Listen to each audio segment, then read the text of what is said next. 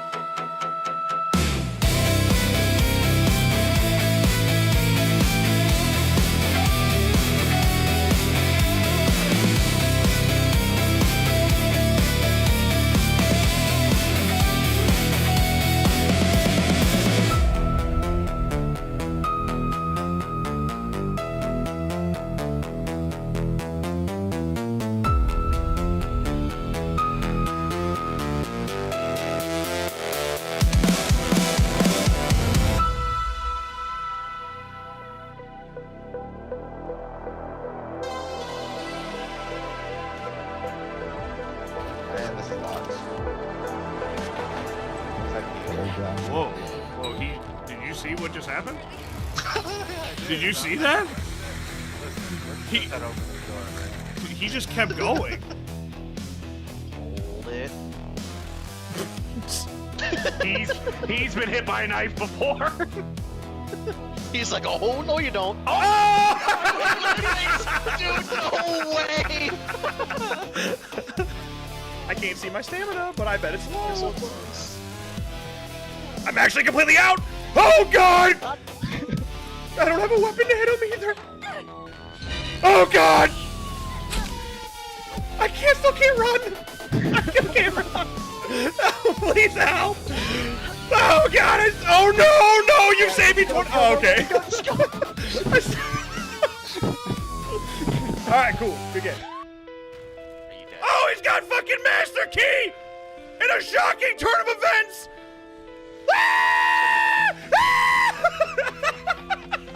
That was, honestly, that was fucking great. Oh, shit! Ah! Put that down! Ah! Oh, shit, I'm never gonna make it! No, I'm gonna fucking make it! That's crazy! That's crazy! You can just make it past the Leatherface. No, just to circle back a little bit. I can help you. Two-piece McNugget! Two-piece McNugget! Two-piece McNugget! Let's go! You think there's fall damage?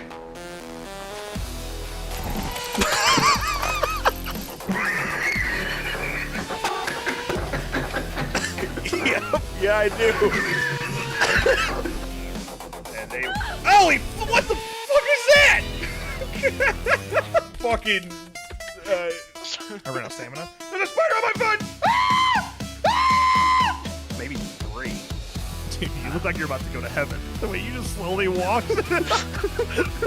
That was you ascending. All right, hands, take care of Bubba.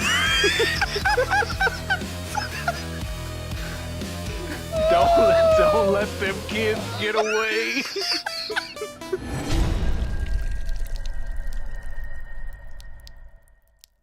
Good morning, everybody. Good to see you. Happy Tuesday, Pig and a Poke. Happy February. It's Valentine's month. Baby. Groundhog month. You know, I'm thinking, because we do a lot of giveaways, just try to encourage members. Which, speaking of which, we get 10 new members today. We got the Tom Savini Jason card. Whether you want that signed by Tom Savini or the Savini Jason Funko Pop. You get to pick. You get the pig. But I'm thinking, for Valentine's Day, it had to be, I don't know what the number would be, but I have that, I have screen use items from Hard Eyes. I have one in particular I'd be willing to let go. No. But it would have to be, don't say. It'd have to, I don't know, because it's worth a couple $100. Cody, thank you for 47 months, brother. Love you, dude. Love you, say love you back. Thanks. Say it. Nick has an issue where he can't say love you. Can't do it. He doesn't love us. Nope. Get all the boys out drinking. Everyone says, all right, man, love you, brother. Nick's Thank you. thank you. See you in chemistry. see you in chemistry. Yeah, that's basically Nick in a nutshell. Yeah. Well, yeah. Well, that's what I'm thinking. Possibly a big giveaway for Valentine's Day. I already got a guest locked in. I'll tell you who this guest is because it's not anyone you guys know. Unless you live in the Portland area and you happen to watch the news. If you know who Tyree Smith is, if you're in the Portland area. He's the Tyree Smith. He's a sports broadcaster. And really just a journalist in general these days. But yeah, if you're in the Portland area, you might have seen him. I can't remember which channel he's on. I'll figure that out by next week. He's going to come on Friday the 13th, on February 13th. And we're going to have a good time. Tell fun college stories. Really, he's a legit horror fan, so that'd be fun. Did you know that this month is perfectly 4 Sundays, 4 Mondays, 4 Tuesdays, all the way 4 Saturdays? It's incredible. That's it. It's incredible. Well, no, it's horror talk. But he is a sports broadcaster. But he is very comfortable on camera as a result of that. So we studied together. I have videos of us doing videos together in college when he was still just a learning young man. And I had short hair. Oh. And I might have been a little bit thinner. Oh. Shadows, I think, for 68 months. Yo. Thank you. I did put the new badges up. I think they're better than the knives. It's more clear that you're progressing. You know, the skulls get a little bit cooler. Then the crowns get added, and then it gets cooler again. And then you get Simone's badge. It's like fucking gold and a big fancy crown with diamonds on it. That's the 8-year badge. And then, good luck with that. Then eventually it becomes a full face. It's just going to be one of our faces. Yeah, I still have an open slot for the 9-year badge and the 10-year badge. So we'll see. That's crazy. It could be just you with a crown on it. It's going to be Simone with the crown on it pretty soon.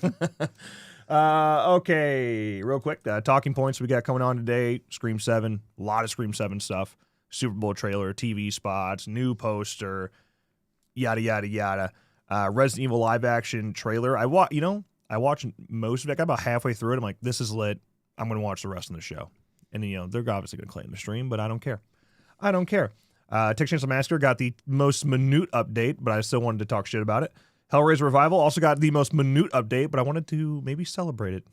And then we got some other things going on as well. And more. If you will. And then after that, we got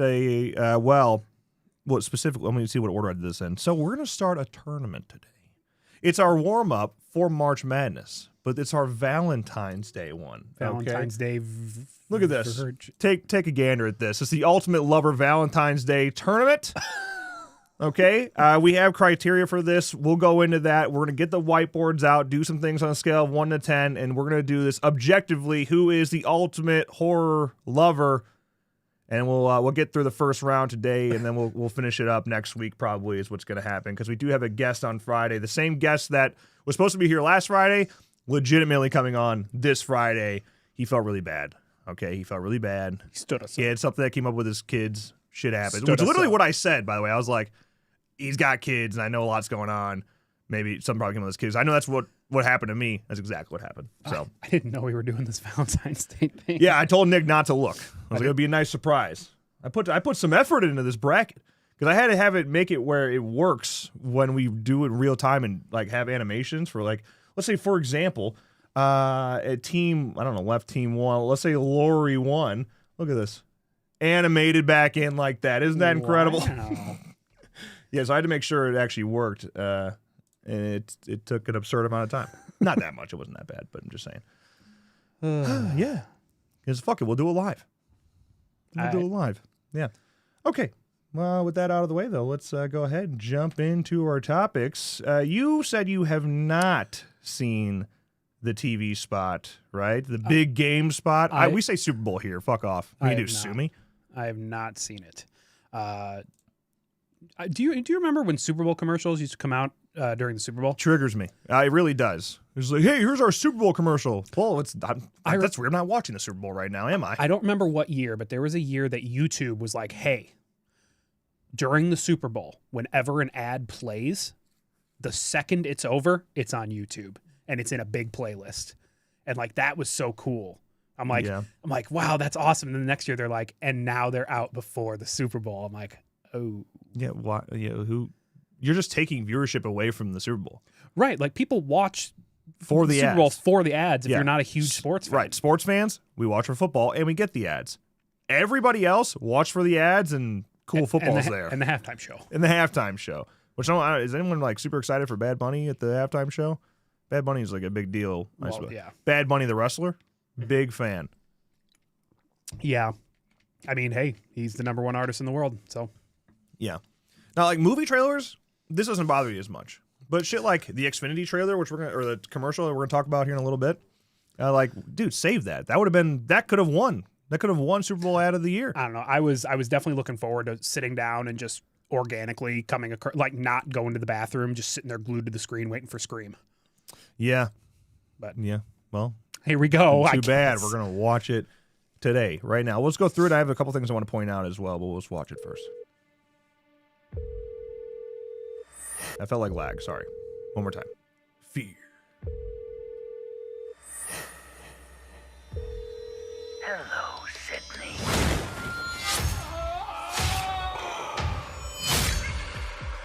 I'm gonna make everyone you love suffer. While you watch.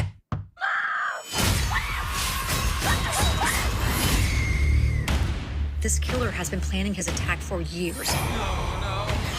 Your daughter, Tatum, is the same age that you were when this whole thing started. This isn't gonna stop unless I stop it. Where is my daughter? This is gonna be fun. Scream. Only This- in theaters. that- Tickets this- on sale February 9th. Okay. This time, you hear Matthew Lillard clearly over a phone. Yep. Clearly over a phone there, and it's not at the end card, you know? That's clearly over a phone. This is gonna be fun. Yeah. All right, so gonna get some Stu voice line. That could be the end of it, really. It could be. Or FaceTimes, whatever. I don't know how much more we get of Stu. Or that I think a lot of theories have said like that's what they want you to think. They want you to think it's all AI, and they want you to think it's all someone replicating his voice, and then they punch you in the face, and then right at the end there, yeah, Well, because there was a poster as well. yeah, poster goes hard. Yeah. And the poster has interesting billing. Oh, I'll have to look. I didn't notice that. I didn't notice until today. No, then we'll take a look at that in a second. A couple things I wanted to point out in here. Someone said on a reply I saw that a quote, thank you for $5 super chat. I couldn't tell. I couldn't tell your one Bad Bunny song to save my life, but I'll proudly watch it instead of that. Kid Rock bullshit it. There's two halftime shows, right? Isn't that a thing? What's going on with that? There is a group that is making their own show because they don't like they don't feel that Bad Bunny represents America. What is this, like a MAGA thing? It sure is. Oh, okay. And who are they getting to perform? Is that Kid Rock? I believe so. Kid Rock. I didn't even know that. My wife this morning was like, which Super Bowl or which halftime show are you watching? And I was like, I don't know what you're talking about. Then I walked away. No. It is put on by Erica Kirk. Oh. Yes. I see. Because they don't believe that Bad Bunny represents America. These are just the facts. That is, I am not speaking about any opinion. That is literally what is happening. Okay. Okay. Interesting. I also, it's literally Turning Point USA. Got it. Yes. Got it. I don't know how I have not heard a damn thing about that. I'm telling you, I've done a good job getting my algorithm tightened up. Like, get that political shit. Not just right, not just left. Just get it out of my feed. I'm over it. I don't care. Yeah, I keep blocking people, and then they keep unblocking themselves. I had an argument with a family member. I'm not going to say who. I had an argument with a family member this past weekend who ended it by calling me. It was like, I can't believe you're a liberal. I'm like, wait a minute. It's not no, even my family, it's either I'm a Trumpy or I'm a liberal. Or I'm woke. I can't win. I can't win. And we're woke here. I'm just human. I just try to like make decisions as I go. This is a woke show. This is a woke show. Horror is naturally woke. Yeah, in 2026. It's always been willing to have conversations that most genres won't. Wait, there's a third halftime show. Supercell, the Clash of Clans, is doing one. Come on, this is ridiculous. Is Dead Meat doing a halftime show again? Because that's the one I'll watch. Honestly, during the halftime show is probably when I will like walk away from the TV, get food. Oh, for sure. I'm not like it hasn't been good in years. No, I mean the one they just had a couple years ago with like Snoop Dogg, Dr. Dre, like that one was all right. Yeah, it was good. Bring back Prince. Well, they really need to just bring back like band performances in general. I think that is just more interesting on a stage scenario like this. When you kind of have to rely heavily on like backing tracks and auto tuning and things like that, and a lot of these, especially like the rappers, a lot of them are not actually rapping in real time because you're doing so much choreography. You can't really, you got to lip sync a lot of shit. It's no longer a halftime performance; it's a halftime show. Which okay, like it should have been Creed. That's my only take on it. It should have been Creed. Just redo the Thanksgiving in Dallas. Yeah, but of course, like the one band that shouldn't be lip syncing is lip syncing at a halftime show. Unbelievable. Scott would be fine. Yeah. So we're talking about Scream. Oh, I saw a reply. That's what I was saying for all this hit the fan. I saw a reply to this that said, is it just me or does this feel like the real Scream 5? I'm like, you know what? I think 10, 15, 20 years from now, I think that's kind of how people are going to look at Scream 5 and 6. It's like, there's Scream 1, 2, 3, 4, 7, and then there's also 5 and 6 there as well. And those are good, but they're off in their own time. It's kind of like how we talk about Halloween. It's like we've created a timeline now where things are going to start splitting off and being weird. Now, I'm sure, obviously, like Chad and Mindy are in this, so you can't completely say that like this cuts off from this timeline. But yeah, and it does. There is something, I don't know how to explain it. They're capturing the vibe of Scream better than even 4 did. Like this so far feels more like Scream. It's Kevin, man. Yeah, it's like you can tell Kevin's there. I wonder if Kevin's gonna be the guy now. Are they gonna keep? I mean, I would for sure. It's gonna make money no matter what. But like you just said, it feels the most like Scream. They might just want to stick with Kevin, and I think I'm fine with that. Yeah, I mean, there's part of me really wants to see Christopher Landon's take on it still. Sure, but yeah, like Kevin at the very least should be there helping with the script, even if it's just co-writing, whatever. He should always be there. Yeah. Involved with the plot. But yeah, like if Wes Craven continued to direct these until the day he died, so if you're going to keep a director in the role and you're passing it down from Wes, who do you go to? It should be Kevin. Yeah, for sure. So it all kind of played out. Like I said, there were a couple things in here I wanted to point out. We don't need sound for this. Again, they're just there. I can't believe they're killing the boy Mark like that. When they go to the psych unit again, which I don't remember if that happens earlier. Oh, see, all right, so we've seen this a couple times now, right? And we've seen the stuff on the wall. But the difference is this is a little bit wider this time. And we got caution tape. I don't know if you could see that in previous trailers. Well, then they said like here. Then they were like, oh yeah, he's been planning. Right here, she's like, they've been planning this for a long time, inferring that this person, escaped, and now we're worried about him, and maybe it's going to be fun. Well, this seems like it's an actual, like there's blood in the wall. See that? Seems like someone died here at this psychiatric maybe he hospital. killed an orderly. Possibly. Scoot forward just a little bit. What, to like here? Who's that? Over here? Yeah. You know what? This to me looks like the Scream TV series.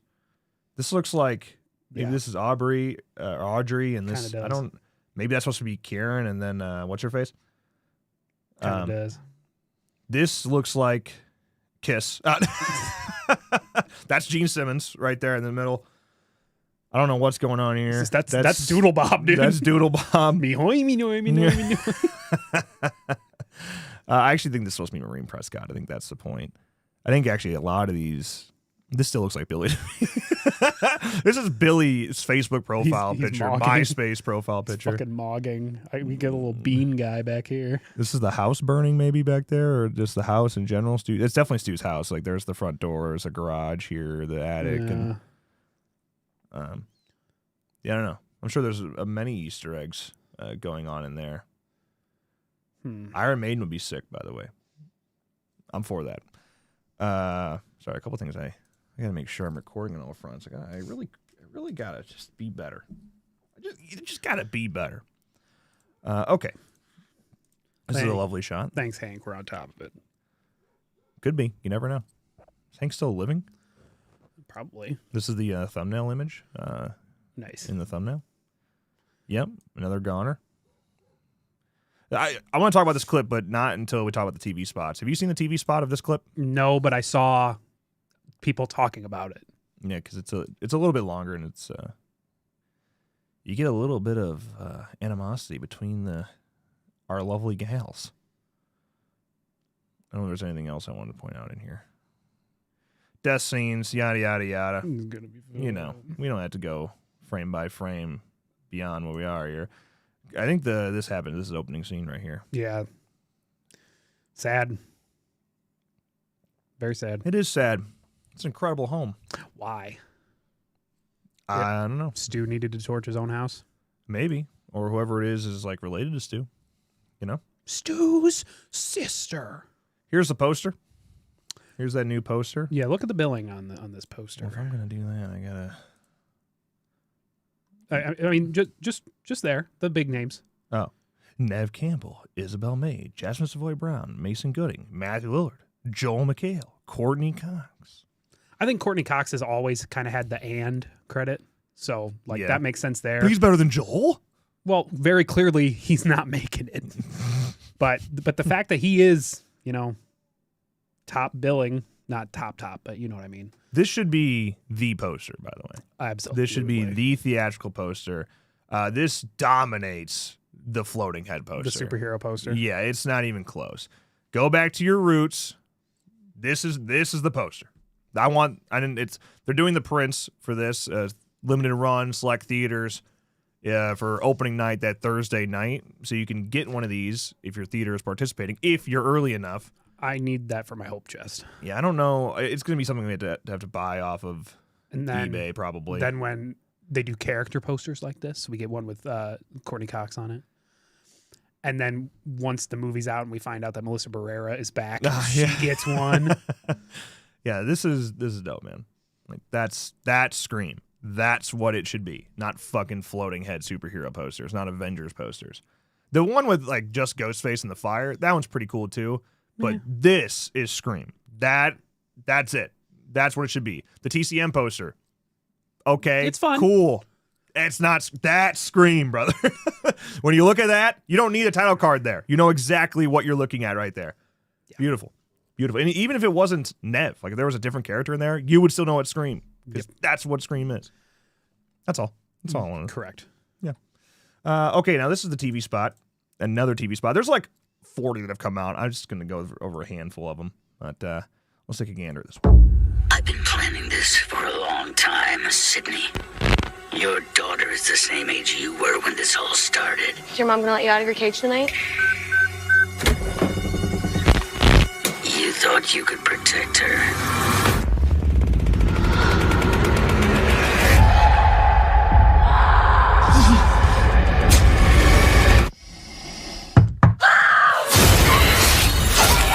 Scream. Only in theaters. It's you can just tell the editing styles Whoever's like in charge of the TV spots, big fan of the flashing black. Yep. And it just keeps going. Yeah, that one's pretty cool. Yeah. This one I believe has the quote in there. Hello? Hello, Sydney. I've been planning this for a long time. Everything and everyone you love.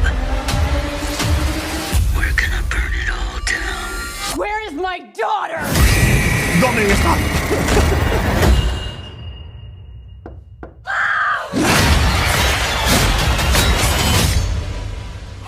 By the way, whoever made this and didn't center up everything. That's crazy. Oh. Panico 7. I saw them like, this is official. Like, they didn't catch that shit. It's not centered. it's driving me nuts. Why isn't it centered? What are you doing after the... You know why? There actually is a reason. And I should apologize. I still don't like it. It annoys me, but it's for the TikTok bar. It's for the likes and the comments bar there. That's why they're doing it. I still don't like it, though. How dare you offend me? Hola? I don't know why, but something about Roger's voice in Spanish. It's kind of like, you know, like the Buzz Lightyear figure when they switch it to Spanish mode. It somehow it's just funny because it's in Spanish. That's what it is with Ghostface. With Halloween 2018. Yet the new shot of Gale. Then you finally get them outside of like action scenes. Y todos. Look at that. She looks so well dressed. That is a professional woman. What is she doing with her career these days? Is she graduated out of New York now? Cop in the background? Yeah, is that Mr. Evans? Maybe she's reporting here. She's doing an interview. She got cookies.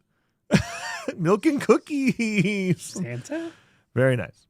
Very nice. And as well, you got some new items. You got the AMC popcorn bucket, which is it is the exact same mold as the Scream 6 one, but it just got blood splatter on it. It's exactly the same. You can't tell me otherwise. I hate it. I'm gonna skip it. Hey, good for you. I'm skipping this one. But I'm sorry. But yeah, this is also a popcorn bucket. Yeah, I'm not skipping this one. Yeah, that's nice. I don't like you're never gonna put popcorn in this thing. Mm-mm.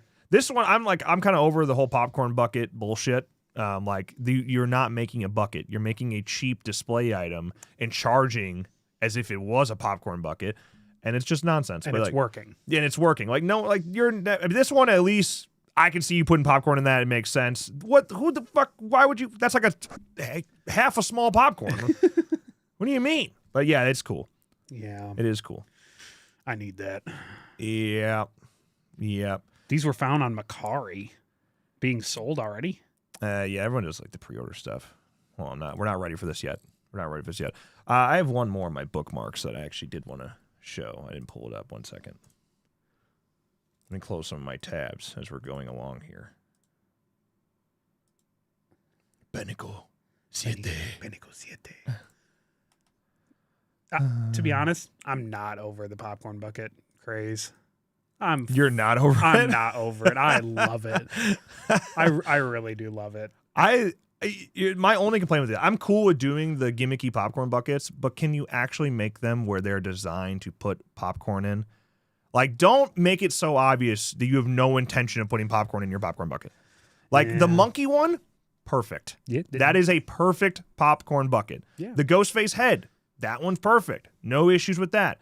But then shit like the fucking Iron Lung one was weird, and then the door one here for Scream, the stuff they're doing the Wolverine one they did was weird. It's like you have no intention. What was the one that looked like a fleshlight? That was the bottle. That was the X-Men or Deadpool and Wolverine. And Wolverine. Yeah, that was the cup looked like a fleshlight, I think. And where can I buy that? And where does it function? Is it one of these? No. Todo mundo te conhece como I don't speak Italian. Is it this one? Ooh. Oh, okay. This one's a little bit different. So let's take a look at this one.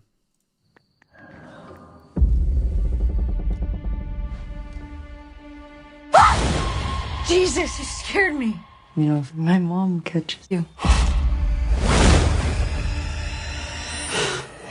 Hello, Sydney.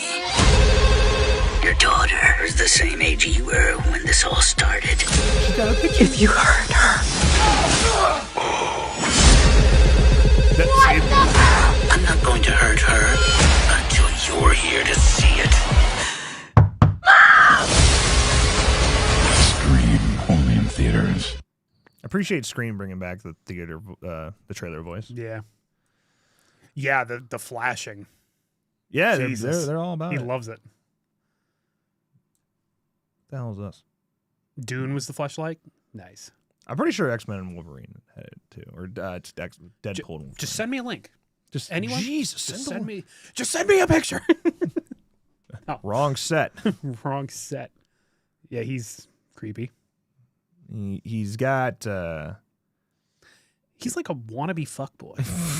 Vibes. He's no Billy. Respectfully. What was the other shot in here? Well, first of all, who took this picture? And then look at this is the same room. This is the room. So it's Stu's. Stu's in the psych ward? It's either Billy, Tatum, Actually, or Randy. That's crazy. Like, it's like you're telling me it's actually going to be Stu inside of the psychiatric hospital? It's gotta be. That's insane. And who took this photo? I mean, they're ready. Especially Tatum. She was... Oh, God. Well, yeah, this is definitely a real behind-the-scenes yes.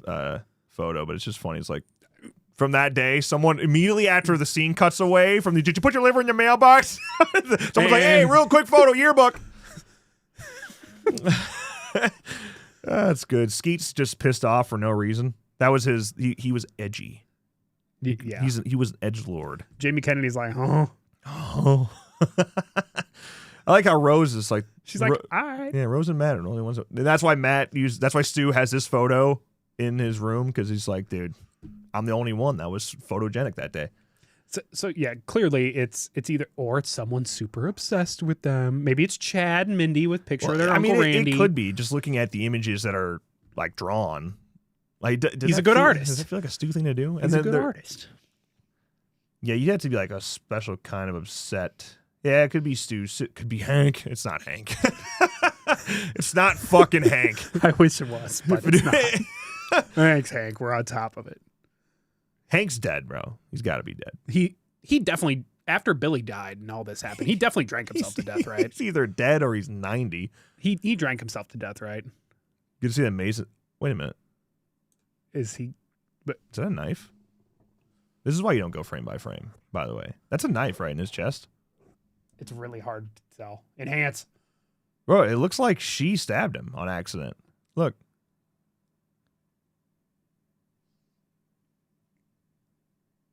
There's two knives. 1, 2, right? Here's 1. Here's 2. Why the fuck is that in the trailer? Why would you put that in there? I mean, he's been stabbed 40 times. He'll be fine. He'll walk that shit off. But it does look like this is the same now, because she hits him. He is just wearing a jacket. It's so. This is why I don't go frame by frame, guys. Yeah. No, it's okay. That's why I think either Mark Evans is a completely throwaway, terrible character, kind of like Ray in Halloween 2018, where you're like, you're just kind of there, brother. Which is why they didn't do Patrick Dempsey. It's why they wrote Mark this way, because it's not Patrick Dempsey. Yeah, I think he's just a complete throwaway character, and I think like they keep over and over again. They hit you with them being in the walls scene, so they're only giving you like a handful of highlights. I think they've done a decent job holding back. That's why they're not doing an official second trailer. Are you aware of that? It was rumors, but it seems to be confirmed now. It's like they're not doing it. Well, if they do, they'd have to release it like tomorrow. Yeah. God, I've seen it a billion times. I'm sure if I go to Scream News, I'll find it. Panico 7, Panico 7. Cinemark popcorn bucket. Hello? Hello, Sydney. Did you miss me? Where is my daughter? That is the least practical one. Well, actually, the door is. But look at the space for the popcorn. It's in his bag. God, this is a Big bucket then, huh? It's a big bust. Either that or there's no popcorn you can put in that thing. That's it. It's just either, a bust. Either it's a big bust, like a big popcorn bucket, or there is like 2 handfuls of popcorn in that thing. For real. I'm going to buy it. It's Scary just a Movie bust. You could get the Scary Movie 6 trailer with Scream 7. That'd be fun. That'd be awesome. That'd be fun. I'm buying it. I do like this one. I feel like I got to get this one. I mean, I like it, but it's it's not a popcorn bucket, man. This is the one I want to show you if you haven't seen this one. I've not. Everyone knows you as a survivor of many brutal attacks. Your daughter is the same age that you were when this whole thing started. I don't want to talk about my kids. Hello, Sydney. Guess who? I've been planning this for a very long time. If you hurt my daughter, I'm not going to hurt her until you're here to see it. This is gonna be fun. Scream. Solo en cines. Solo en cines. I just like Everyone this. knows you as a survivor of many brutal want to talk about my attacks. kids. Your daughter is the same age that you were when this whole thing started. I don't want to talk about my kids. Nev has this. I don't know how to I don't know how to explain what that is. Like with the, it is like the most aggressive, passive aggressive, bitch face. Like it is so real. It's like the Karen face, but like, but not a cunt about it. Yeah, like you can tell she's really holding back. She has this ability to like display anger, like you said, like passive aggressive. Yeah, like the most aggressive, passive aggressiveness. But yeah, she does say kids plural, which up to this point, beyond like Scream 5 and the cart, we've never heard that she has more than one kid. No idea the age of the other ones, or if this is just like a broad. I mean, are they really gonna retcon, like super retcon the baby stroller? Well, if they. Yeah, they have to, because if they don't, then that means there's 2 daughters that are like the same age. Why were we only focusing on one? When does Scream 5 take place and when does this take place? 2020 to 20. So I mean, there's 2 daughters that are babies, and then she has a 3rd daughter that is maybe could be high school. Could be. That would make the most sense. But yeah, what do you do with those kids? She'd be running around holding them all the time, or is that what after Mark dies? Does Mark die when he takes the kid? What's going on there? We'll find out. We'll find out very soon. It's coming up quick, man.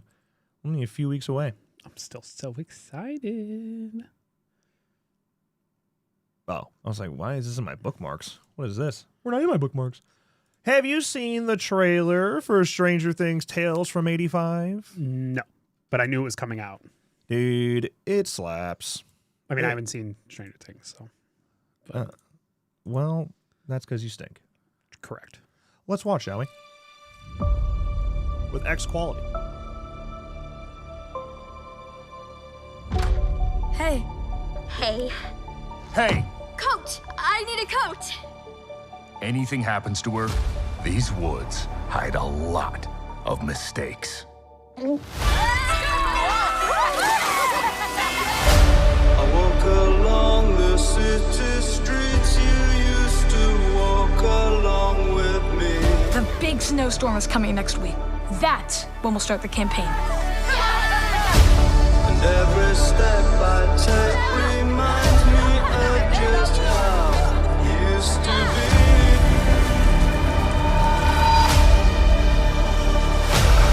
There's always something there to remind me. Something from the Upside Down must have survived last year. Looks like it's mutating.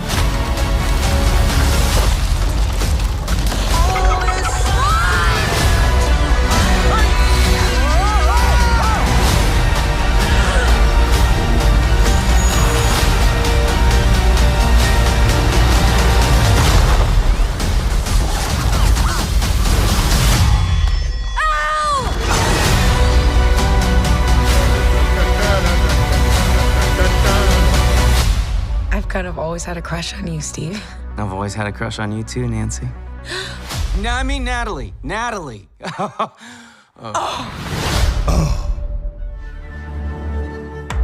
don't care what you say. I don't care what you say, quote, with that yawn. That looks great. They cooked. So what, this takes place between like seasons 2 and 3. 2 and 3. Do you know what else was taking place between seasons 2 and 3? Yeah. The Telltale game.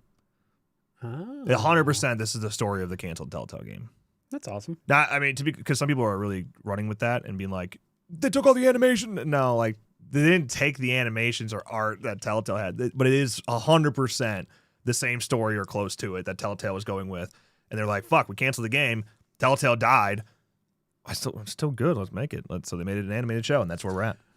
Like I said, I've only seen season 1 of Stranger Things, but like my, I don't know, autism brain, like I can see like this is probably really, really cool for Stranger Things fans. Like the vibe. Like I like the vibe. Yeah. And I haven't seen season 2 or 3 or anything of Stranger Things. Well, get on it. Yeah, no, it looks really cool, man. It looks really cool. It's got the vibes I need. I'm not done with Stranger Things. I'll take 20 spinoffs. I'm ready. Well, they gotta keep the IP going before Conformity Gate, New Year's Eve this year. That's also a thing. I can't keep up. Well, it's like the Rapture. How like everyone's like, guys, it's happening in March, and then March comes and goes. They're like, actually, God spoke to me last night. It's crazy timing. I just forgot to tell you. It's actually going to be June, and then June comes. He's like, you're never going to believe it. God moved it. He told me. God moved it. He told me it's going to be October. It's the same thing. It's like Conformity Gate's going to just be every 3 months for the next 10 years. Well, Sean, I'd be willing to bet that the show ends with them saying something along the lines of, listen, no matter what, we can never speak about this again. Because it is canon, confirmed. The show is canon. I thought it was going to end with, well, we really saw some Stranger Things. Yeah. No, I mean, I'm into it, man.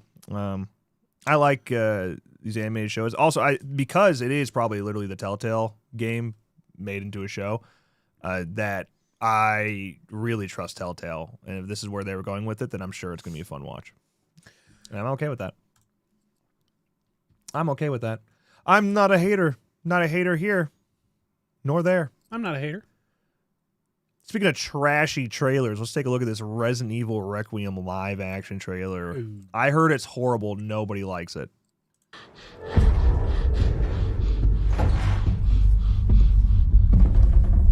It wasn't always like this.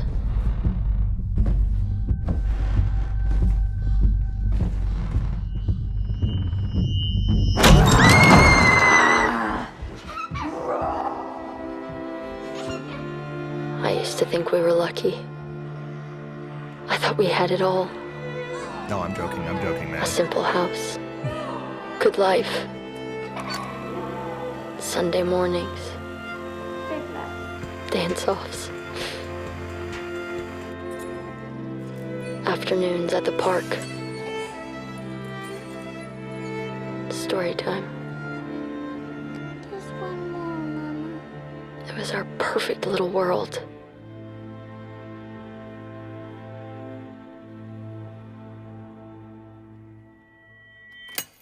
Then it started.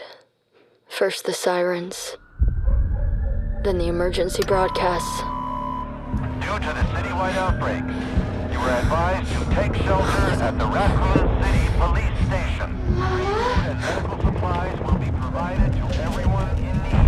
Hey. You froze. Food and medical supplies will be provided to everyone in need. Then the screams. God, the screams.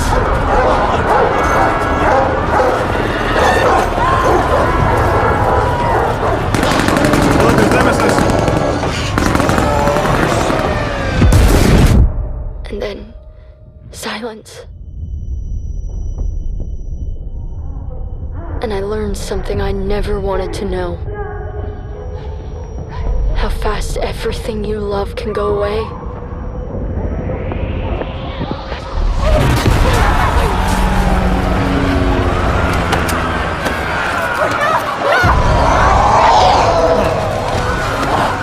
We ran.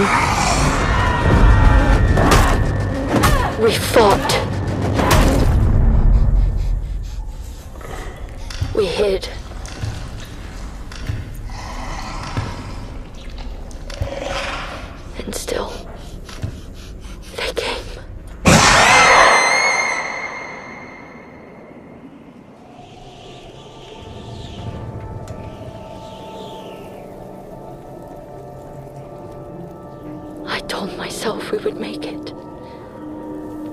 We just needed more time.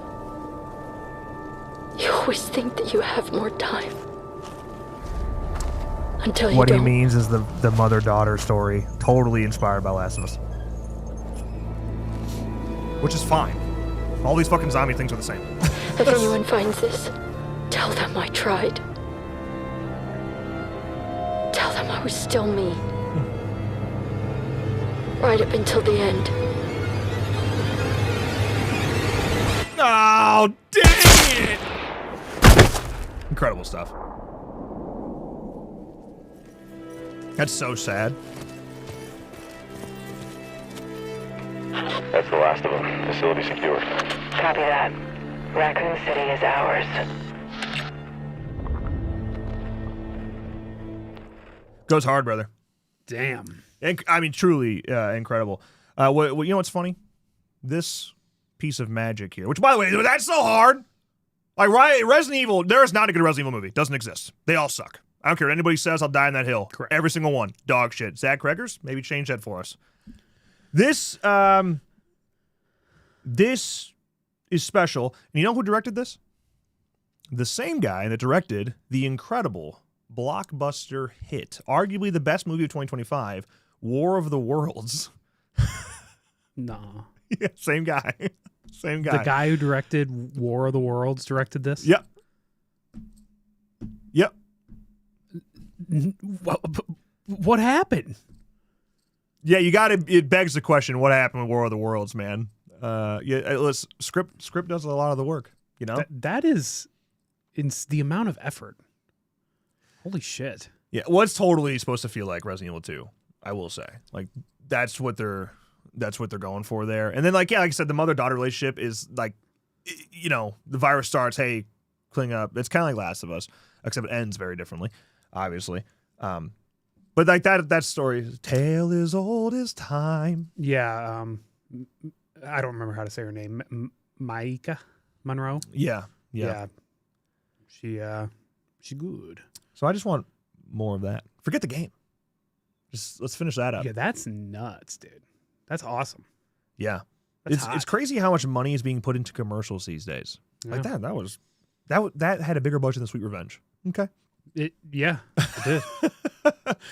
But when you're gonna make, I mean, if you think about it, they're gonna make, arguably, let's say including pre-orders, let's say 10 minutes post-launch, they will be in the $250 million probably already. Yeah. Probably about $250 million in revenue already, just like that. Yeah. Then you have all the side things that they're doing. Like they're gonna make well over $1 billion on this. That's the thing about video games; they make a lot more money than movies do. Yes. Because you're individually buying them. You're not going as like a watch party or anything like that. You're individually buying them, and they cost a lot more. So they cost a lot more to make, but they also make a lot more money. Yeah. Yeah, that looks wild though. February 27th, coming up quick. Yeah, I just saw she gave an update on They Follow, the sequel to It Follows. It's coming. Yeah, I have that bookmarked. They said it's crazy, and it's like, yeah, worldwide now, or like it can't be stopped. It's spread. Like, yeah, they follow. They follow. Yeah, they follow. They do. They follow. Yeah. Gail Swallows. All right, let's move on to our most important topic of the day. Gun support coming in clutch, communicating like they've never communicated with us before. We got, finally, they said something about the respec glitch that we talked about last week, where you could go in, fill out one side of your tree, respec, fill out the other side of your tree, but because of a server glitch, they were able to keep all your attribute points, keep all your perks, and combine them in ways that you're not supposed to be able to do. It was broken. It's stupid. The thing is, though, what we talked about last week that technically wasn't accurate is that, you know, it looked like everybody that did the glitch got respect, and those that didn't do the glitch didn't get respect. Turns out it's fucking random. I don't know what triggers it and what doesn't. Some people are getting respect, some people aren't. It's almost like it's happening manually, like they're manually going in and respecking people. I don't know. It's really weird. And of course, I quoted this tweet and was like, hey, can we get confirmation? Is everybody getting respect? How do we deal with this? Is everyone just going to be, should I assume that everybody in my game, at least one person in my game every time, is going to be cheating? Because at this point, it's downright cheating. Like it's full blown exploiting, because now I can't do it. You can. It's Yeah. it's a completely unfair advantage. And guess what they replied with? Yeah, go ahead and start reading. They didn't. They didn't reply. Yeah, they of course they didn't reply. But of course they did say, over the past week, our support team has been tackling server-side issues that cause skill trees to not respec correctly. Adjustments have been made to prevent respec and purchase errors. These adjustments do not require a patch. This will continue to be monitored, and for any issues, please submit a ticket. All right, I'll submit a ticket. Scheduled tweet, 10 a.m. on the dot. 10 a.m. on the dot, yeah.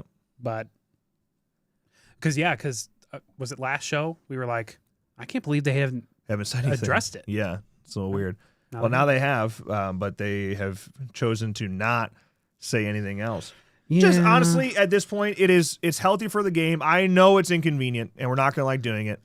But you gotta, because so many people took advantage of it, and it's not a small number, okay? Mm-hmm. It's the most common players doing it. There's a lot of them, okay? Respect everybody. You gotta.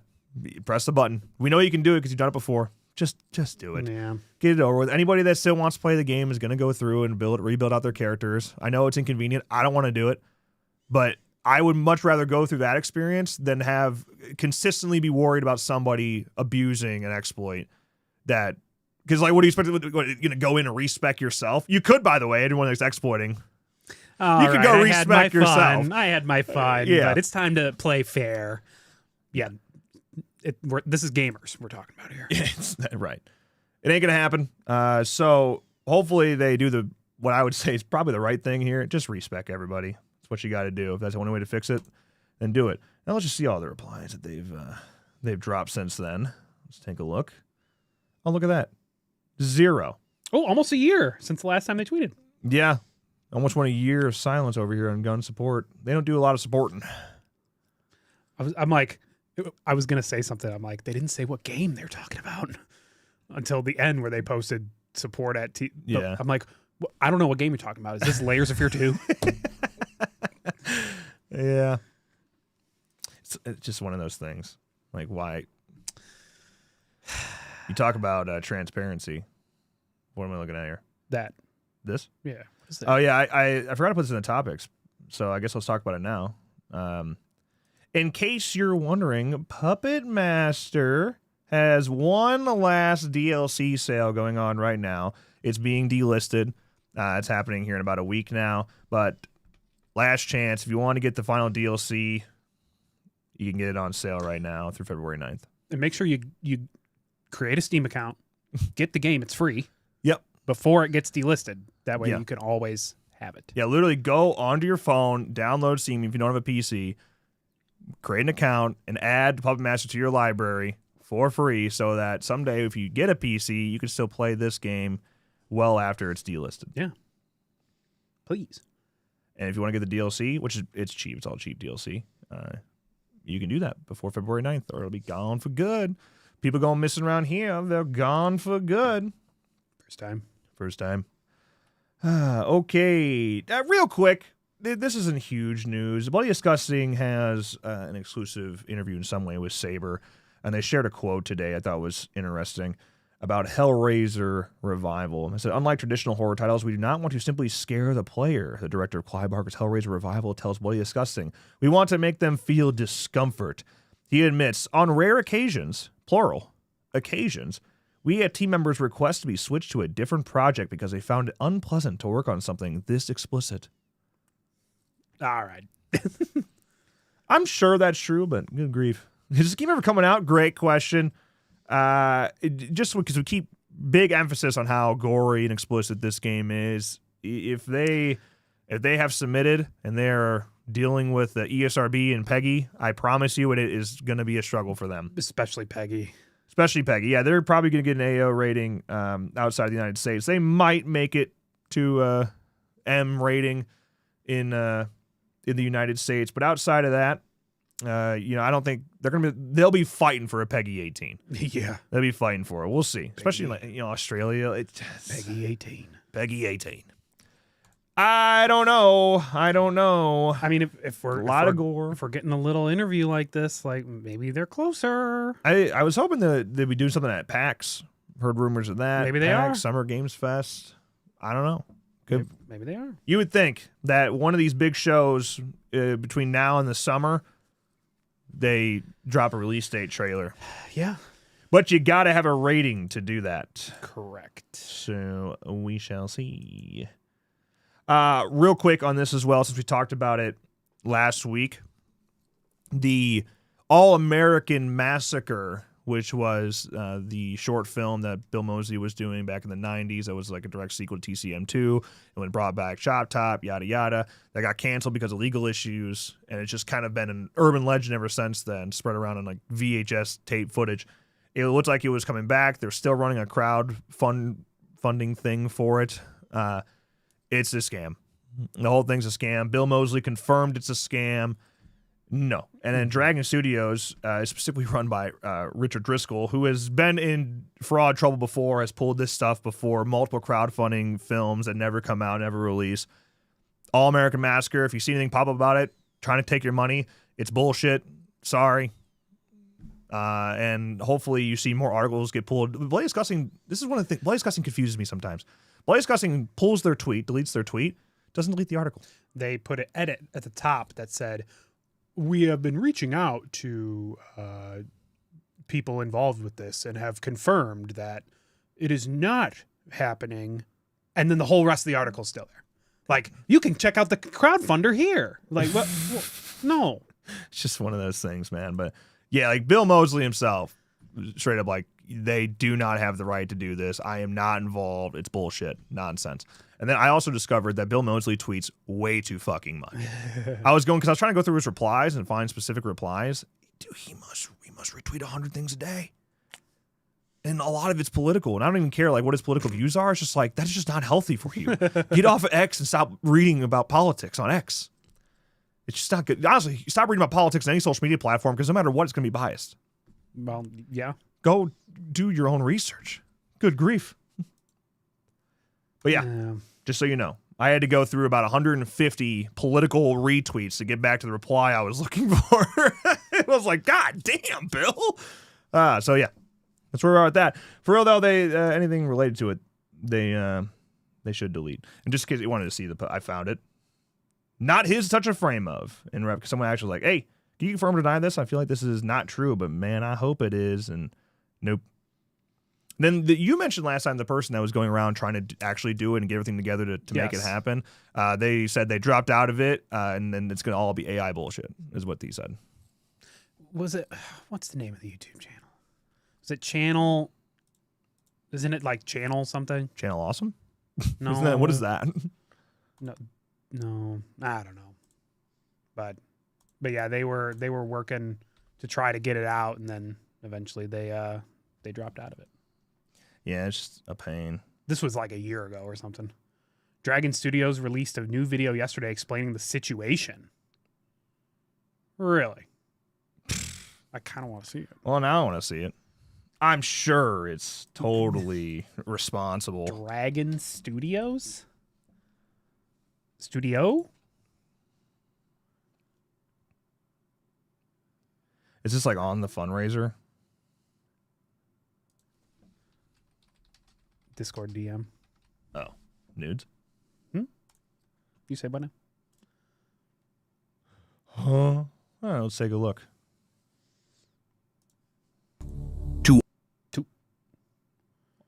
Why we took action. All fans of the unreleased Texas Chainsaw Massacre film, All American Massacre, there have recently been a number of online comments suggesting that the film... This is how you address it? With an AI With AI voice? fucking voice? Okay. film we are working on will never be completed. We would like to take this opportunity to clarify our position and explain why we are involved with this project. When Dragon Studios lawfully acquired the raw footage, our first step was to contact Tony Hooper directly. Our intention at that time was not to take over the project, but to offer assistance in completing the film he began, alongside the creation of an accompanying documentary using the footage we purchased. This documentary was envisioned as an exploration of the Texas Chainsaw Massacre mythology, featuring interviews with fans and cast members, and placing All American Massacre in its proper historical and cultural context. We ask for nothing in return. Like many fans, we simply wanted to see this long-awaited film finally finished We and asked released. for nothing in return. Unfortunately, so give us despite $50,000. repeated attempts over several months, 75,000 we were euros. unable to establish a constructive dialogue. During this period, the project remained unreleased, continuing a pattern of delays that has spanned many years and multiple previous efforts to bring it to completion. After making a final attempt to reach out, we concluded 100% that AI. if the film was not going to be completed and shared with audiences, we had a responsibility, having lawfully acquired the footage, to explore a viable way So they forward bought tapes ourselves. on eBay. We therefore began restoring the footage and assessing how the material could be completed and presented.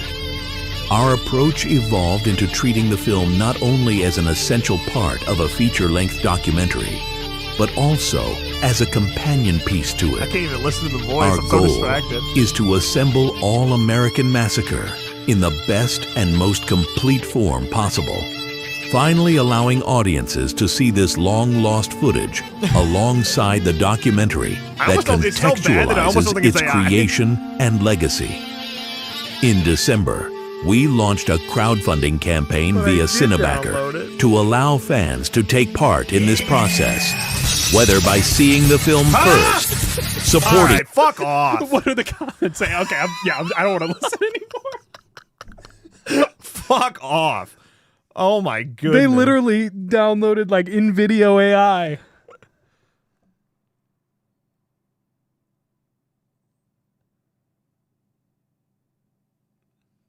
That now makes sense. How many comments is that it really? All the comments, or are they deleting comments? I mean, let's be honest. I mean, how many comments does it say? 5. 1, 2, 3, 4, 5. I don't know. What I say, maybe something legit happens. I recommend you keep your money in your pocket and you see what happens. Don't fucking fund stuff like this. And immediately, if something comes out and is immediately shady, where it's like, hey, this guy has a history of scamming people like this, I'd avoid it. All right. And there's a lot of this stuff. Like, you need somebody, just like with summer camp. It's like, until a product's put in front of you, which is why I always like summer camp didn't bother me, because they said they weren't going to fund anything until a beta was out. That's fine. Don't ask for my money until you can show me a product that actually exists, or you have the ability to do said project. Right. That's why I'm not a fan of like Kickstarter when it comes to, hey, here is our synopsis that we want to do. No, you go out and you make a short as a proof of concept, and then you ask for crowdfunding if that's what you feel like you need to do. I mean, we went out and shot a bunch of scenes for Fall of Camp Blood. Yeah, for like films, it's a little bit different. If you're trying to you show, hey, I do have the talent to do this. That was what we did with Fall of Camp Blood. It's like, here's what I can do, but in order to get this to a level I needed to, I need more money to pull it off. Right. Whereas this is an AI voice saying, we are going to release it. Give us thousands, tens of thousands of pounds. Euros. It was pounds. It was 75,000 pounds. That's what it was. Yeah. I don't know, man. And then you seeing somebody who's obviously very comfortable using AI and has no problem using that to take money from people. This is not a good look for them. Like, even like all the images they showed in the trailer were screenshots that they used AI to make them move. Yeah. When they say they lawfully acquired it, the tapes were on eBay. Well, yeah, what do they even mean by that? Because it wasn't like nobody like legally owns that film, right? How does that work? Does Bill or Tim William Hooper? Yeah, yeah. Right? No, wait, is that right?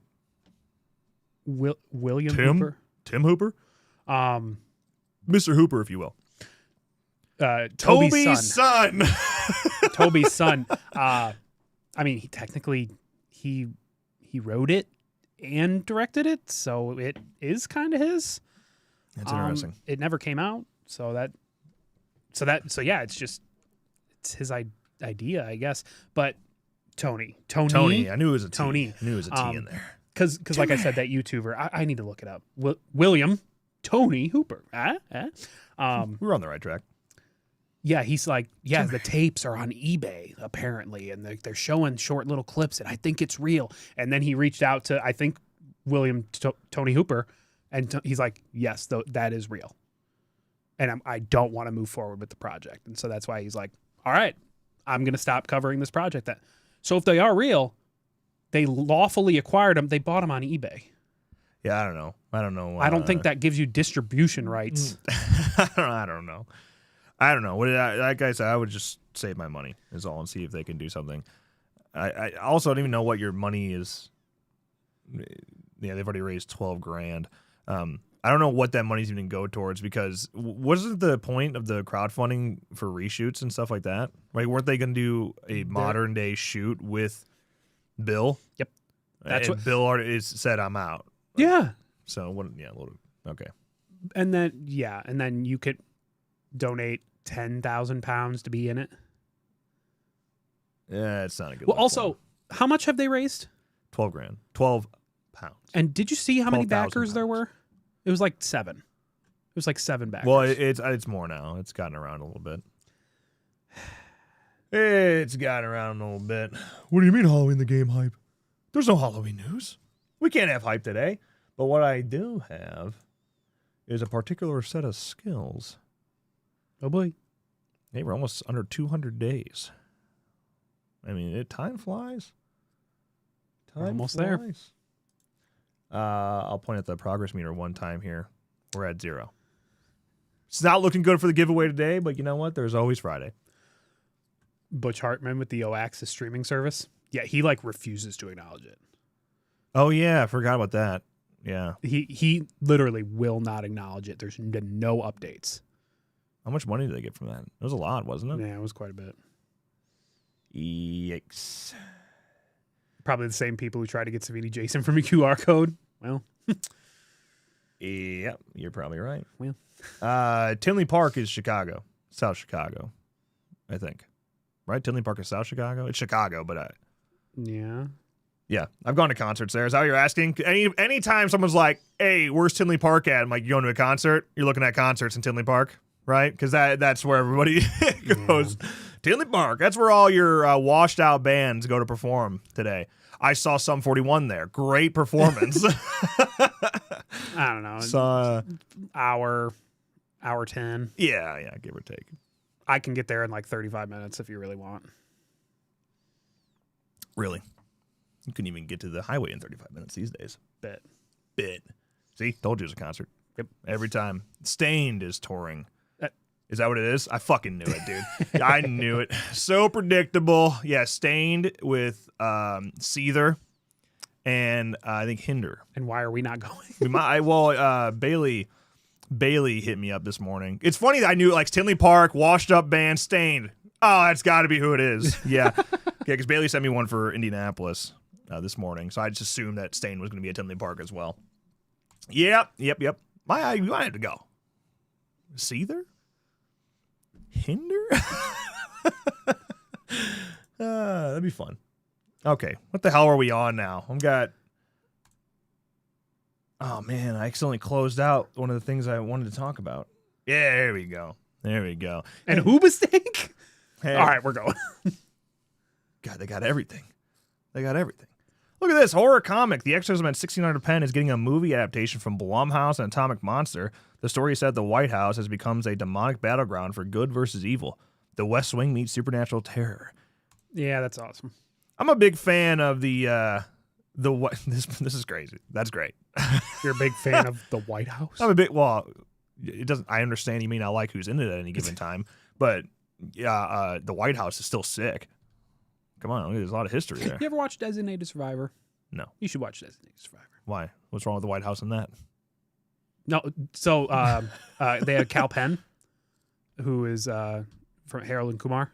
Yeah. Who was also on President Obama's staff. He was on Obama's staff. And Designated Survivor, he acted in it, but he was the political consultant, and he helped rebuild he built the White House set as accurate as possible. I just watched that one whodunit White House show. It's on Netflix. It was pretty good. There's a murder in the White House. It was pretty good. Designated Survivor is where everyone dies except for the Designated Survivor. That makes so much sense. Wheezy, I think I saw the post you're talking about. For some reason, I can't see that. What are you talking about? Where the hell is that Discord? Fear the Reaper? Yeah. You've been kicked? I've been kicked. Wait, no, stop. Top. Oh, there it is. I was looking for blue. Yeah, because he said something about something. I watched The Rip last night. I was going to talk about that later. I watched it last night. Hey, not bad. Not bad little flick. So, off topic since we brought up The Rip. Last night, didn't stream last night. Took off. I was supposed to actually hang out with my wife for once, which is probably why I won't stream tonight. Boom. I was like, I'm fine. I don't even remember what my wife looks like. Boom. If I'm working, she's got the kids. She's working, I got the kids. There's no crossover. And then by the time I go to bed, everyone's sleeping. Like, I don't go to bed till like 2. So by the time I get to bed, everyone's sleeping. So I see my kids a lot. Do not see my wife a lot. I was like, all right, I'm going to take tonight off. We'll have some wine. So I get done early, make sure I work out in time. I go inside, out cold. Damn. Out cold. She's like, why didn't you wake me up? I'm like, have you ever woken you up before? You are a horrible person when I wake you up. So now, maybe tonight I'll do it. But I was like, so fine. Had a couple shots of Jack, and I watched The Rip. And what a combo. It was so much fun. I had a great time with it, man. Matt Damon, Ben Affleck. It's not anything like super special. It's just a buddy cop movie, essentially. Not a buddy. It's a cop detective movie. But yeah, super fun time. And it's got twists and turns throughout. Oh. And I thought that was fun. Gave me everything I needed out of it. Out of a dumb fucking drug bust movie. Actually, it's not a drug bust movie. It's The Rip. It was getting cartel money, Yeah. Bubba, thank you for 8 months, brother. Cheers. Yes, Sammy. I wasn't drunk or anything. I had 2 little glasses of Jack.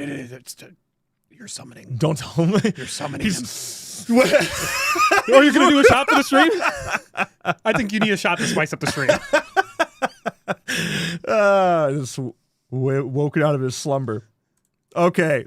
I think you need a shot to spice up the stream. Have you seen this?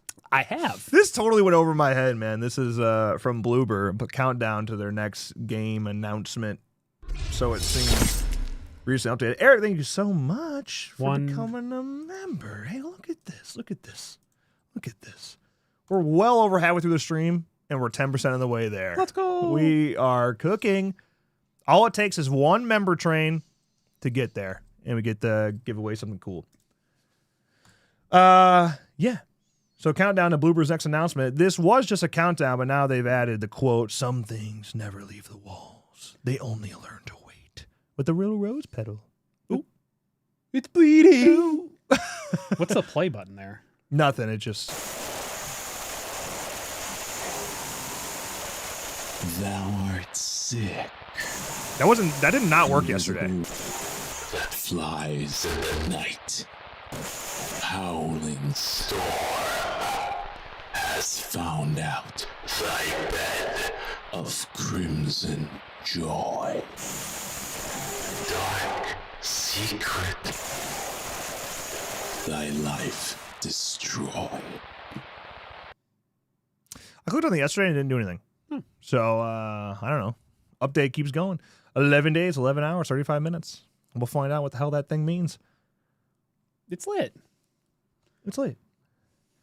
Let's watch some Super Bowl commercials. Only one. We're going to watch one because it's the Xfinity commercial. Which, boo! Xfinity! Boo! But it's Jurassic Park themed commercial, and I got to be honest. I've seen a lot of hate in this commercial for whatever reason. This is nice.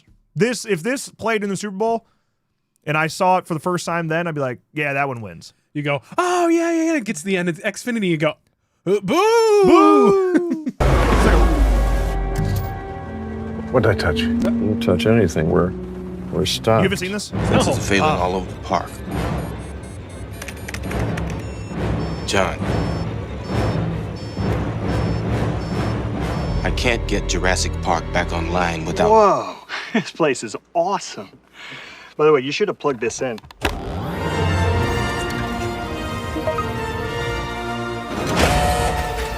I think we're back in business. Guys, that could have been bad. So we're good. Well, this is going to be a lovely weekend. How did you do this? I'll show you. If you like pina colada. That salt script made me feel 33 years younger. Are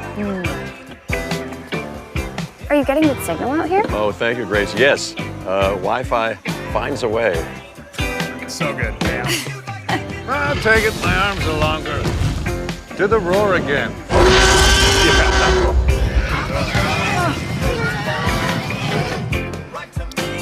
That is one big pile of shrimp. Mr. Hammond, after careful consideration, I've decided to happily endorse your park. What could have been? A whole new species of Wi-Fi at the same price for 5 years. Hey, little guy. Nope. Ah, I'm so glad Sean's here to get me riled up, because that's exactly what I wanted someone to say. Was that AI? Was that AI? Because so many people are dogging on this because AI. So what did Xfinity do? They released a behind-the-scenes video showing exactly how they shot it. And they showed like the de-aging makeup, which obviously there's some de-aging going on. They're fucking old. Sam Neill's dying of blood cancer. Well, yeah. So, yeah. Like, yes, there are some de-aging in there that I'm sure use AI tools. But, like, there is a massive difference between AI generating videos and photos versus using AI as a tool to accomplish such things. There's a huge difference. CGI is not I'm not yelling at you, Sean. I'm yelling at... CGI is not generative AI. Yeah, like there is a difference. You're like, yeah. If you hate AI as a whole, then you need to go shit on every single movie you've seen for the last 15 to 20 years. All of them use AI. AI rotoscoping. Like, just because you use AI as a tool doesn't mean AI made the fucking thing. And man, I was such a flex by Xfinity. They built sets out. They showed how they shot in the green screen and blue screens, primarily blue screens. They showed the de-aging makeup. Like, they actually put in way too much money into this Super Bowl commercial. Yeah. And it's super cool. Like, God, just because... I mean, again, I'm not yelling at Sean here. This is like every I almost hate the people that say, look at this AI slop, just as much as I hate AI being used for generative shit like that. The both are equally fucking obnoxious. Drives me nuts, man. Because that was my whole... I had it written down here. I was going to talk about that, whether Sean said something or not, but it was just perfect that it came up like that. Just say you like Xfinity, bro. Say you want to fuck Xfinity. Actually, the reason I got so riled up the first time about this, the AI and shit, is because the new R.L. Stine just revealed the new Goosebumps cover. Shit on for AI. Shit on for it. Well, guess what? It's the same artist that's done every fucking book cover he's done for the last 30 years. And guess what? You go to his website. There it is. Right on his fucking portfolio of the brand new poster he made. Yeah, it's weird. The Goosebumps covers have always been weird. Just because something can look like it could be artificially made doesn't mean it was. Artists still exist. So instead of always saying AI slop online, maybe actually confirm that first. There's a lot of it. Yeah. A lot of AI slop. But when you shit on artists and say they look like AI slop, you are just as much taking a job away from them because, I can make it with AI. It's not healthy. Be better. You're telling me that Jen Ortega didn't get Joe Biden pregnant? Unfortunately, that was not real. And the Easter Bunny didn't deliver the baby? Yeah, that's been driving me nuts lately, man. So many things are really good, talented artists being called out for AI slop. Like, okay, then I guess let's just use AI instead. Well, wasn't it the Dead by Daylight Stranger Things? I think it's got to be partially a meme, right? Like Dead by Daylight put out the Stranger Things Dead by Daylight art, and people are just AI, use AI, and then they put out a video of them drawing it. Yeah. All the time. Like, all the time. I think a lot of it is memes at this point. Like, it has to be. Like, or people are actually stupid. I'm just saying. You're loud? Well, you got a volume button. At least we have a limiter on. What? It could have been worse. Yeah, I'm exaggerating, obviously, but yeah, I'm not. That's been driving me nuts lately, man. But bad lazy CGI is just the same as lazy vibe as AI. Maybe vibe. Honestly, most CGI that is quote unquote lazy that you're seeing is based solely on budget and time restraints. Like a lot of the Marvel bad record of this. Like anytime Marvel has like a sloppy CGI shot, usually it's because somebody had to make that shit in a week. And it's like, how are you had to pick and choose, make sacrifices, because either it's like the triangle, man, cheap, fast, or good. Mm-hmm. Which one do you want? Pick two. The Flash, perfect example. Very, very incredible, talented artist worked on The Flash. Looks like dog shit in some of the baby scenes inside the falling slow motion scenes. Just you gotta rush the fuck out of it. Those dudes are crazy. Well, thanks, Sean. We're mad at you. No, it was derogatory. It was derogatory. Is this AI? Complimentary.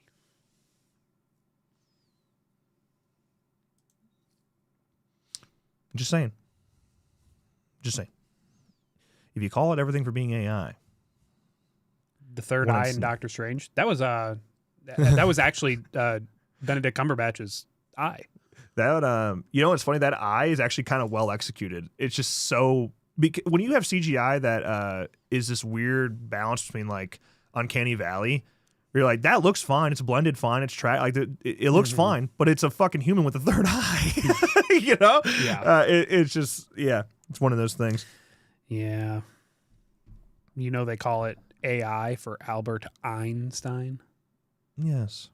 Because that's exactly why it's called AI. That's how it's so smart. Yeah. Yeah, that makes sense. Sure did, Bubba. Sure did. Yeah. Wake up sooner, kid. Get that sleep schedule intact. Come on. That's why we have DVR. True. That's why we have DVR. Okay. Moving on. That was fun. I thought that was dope. Thought that was fun. But boo, Xfinity, boo. Yeah. Yeah. Well, except if you have Xfinity like fiber, it is good. We just don't have I wouldn't know. Yeah, I wouldn't know. I'd love to test it for free. Yeah. Yeah. Okay, let's talk about all the horror movies coming to streaming services in February. Shall we? Okay. Coming to HBO Max, Dr. Jekyll and Mr. Hyde, 1932. Insidious Chapter 3, Open Water, The Picture of Dorian Gray, The Shape of Water. Then coming on February 12th is The Pope's Exorcist. You ever seen that movie? Yeah. Did you like it? I thought it was 2.5 stars. 5 out of 10. I thought it stunk. 5 out of 10, 6 out of 10. I thought it stunk. Yeah. Well, then people will shit all over AI for the environment reasons, and there's a case to be made for that. Don't get me wrong, but do you have a gaming PC? So I saw, like, of course, when AI started getting big in the last 2 years, like, people are like, oh, it's polluting water, it's taking doing whatever. Mm-hmm. Well, then I was only half watching, and I wish I would have saved it. Hank Green, he made a video. He's like, we are grossly over exaggerating the environmental effects of AI. Grossly. It is negatively affecting our environment, but not as much as people are saying. And I was only half watching, and so I don't know the actual facts on it, but it's definitely bad for the environment. Electricity, water, it's polluting the ground. Yeah, is what it is. Not as bad as people are saying it is, but it's still bad. Any pollution, ground pollution, is bad. I'll say it. I'll say it. Like I said about it, like we talked about it 100 times in the show, but I think what people actually hate is just images and video. AI. Generative AI, things being created from scratch, because it's not from scratch. It has to come from somewhere. I think that's what people hate, instead of hiring an artist and things like that. Yeah. But AI as a tool has been used well before this huge AI craze we got going on now. It's in all of your Adobe products, every editor, it's all over your phone. Like it's everywhere, man. But yeah, when you take away jobs from people like artists, that stinks. Yeah. Hulu Hulu this month, February 1st, Ghostbusters, Ghostbusters 2, and Tarot. Hell yeah. Tarot is the best film I've ever seen. February 10th, Clown in a Cornfield. February 16th, Ghostbusters Afterlife and Smile. Nice. Big fan. February 20th, The Astronaut. February 24th, Resident Evil Welcome to Raccoon City. Ooh. Incredible. How about Canopy? You use Canopy? No, you need a library card for that. Well, I can't read. February 6th, The Life of Chuck, A Ghost Story, and The Carpenter's Son. And February 13th, War of the Worlds, 2005. So it'll be okay. Tom Cruise. Come to Netflix this month, February 12th, The Black Phone. February 19th, Life After Beth. February 20th, The Addams Family and The Addams Family 2. Nice. And the Paramount Plus. Available now, Cloverfield, Marshmallow, The Beldam, The Prophecy, The Stepford Wives, Till Death Do Us Part, Us, Vampire in Brooklyn. And February 4th, 68 Kill. Peacock. Okay. Available now, The Burbs, Life, Talk to Me, Zombieland and Zombieland Double Tap. February 6th, Speak No Evil. And February 11th, Train to Busan. How about Pluto TV? A shit ton here. You ready? Beneath, Children of the Corn 666, Children of the Corn 2, Children of the Corn 3, Children of the Corn 4, Children of the Corn 5, Children of the Corn Revelation, Climax, F-13 Part 1, F-13 Part 4, F-13 Part 5, F-13 Part 6, F-13 Part 7, F-13 Part 8, F-13 Part 2, F-13 Part 3, Green Room, In Fabric, John Dies at the End, Let's Scare, Jessica to Death, Life After Beth, Margot, My Bloody Valentine 1981, Scream, Scream 2, Scream 3, Scream 4, Slice, Spell, Stage Fright, The Keep, The Last Exorcism Part 2, The Loved Ones, Tusk, Wes Craven Presents Dracula 2, Wes Craven Presents Dracula 3, Wes Craven Presents Dracula 2000, Wes Craven Presents They. Yeah, Pluto TV. I think they might have Scream 5 and 6 already on there. Is that right? Because I think all the Scream films are on there. I think so. Huge. Nice. Huge. Prime Video available now. Funny People Play Misty for Me Searching the Andromeda Strain. I don't even know what that is. The Bagood 2017 and 1971. The Funhouse 1981. The Gray, The Serpent and the Rainbow. And then Shudder, of course, has a lot as well. Bewitched, Black Magic 2, The Boxer's Omen, Hex after Hex, Hex vs. Witchcraft, all of you, Oily Maniac, Seating of a Ghost, Visible Oily Secret, Maniac. A Chinese Ghost Story, Chinese Ghost Story 2, A Chinese Ghost Story 3, Evil Cat, JD's Revenge, Nina Forever, Bird Eater, Kill Your Lover, Honey Bunch, A Last Sacrifice, Hood Witch, I Will Never Leave You Alone, Crazy Old Lady. And then last but not least, Tubi, Jurassic World Fallen Kingdom, A Ghost Story, Bones and All, Slice, Anaconda, Climax, Dark Harvest 2023, Escape Room 2019, The Fly, Green Room, The Hills Have Eyes, Remake, In Fabric, Insidious Last Key, Secret Window, Slayers, Tusk, When a Stranger Calls. Not sure which year on that one. Could be the original. Could be the remake. Yeah, same with The Fly. Yeah, they didn't say that for The Fly either. But don't worry, we have Escape Room, the year for Escape Room. Yeah, what are they doing? Yeah, that's weird. What are they doing? What are they doing over here? Do you want to know the biggest tragedy? Your Monster is not streaming anywhere, and it's literally a horror rom-com. And for Valentine's Day, it just left HBO Max on January 31st. Unbelievable. So sad. Unbelievable. So sad. I had to, and there's no physical media for it either. So you have to rent it. I buy a lot of my movies. I bought it. I'm a Fandango at home user. I bet you are. I am. I write on this iPad. I get a lot of stuff on Prime. Also, I sail the high seas. I bet you do. All right, matey. I bet you do. Okay. I want to show you guys this clip. I just want to tell me, would you watch us play this game? No! No,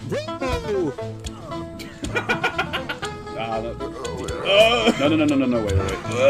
No! There's a chest. Come. Okay. What are we gonna do with all these coins? Send it. Full send it.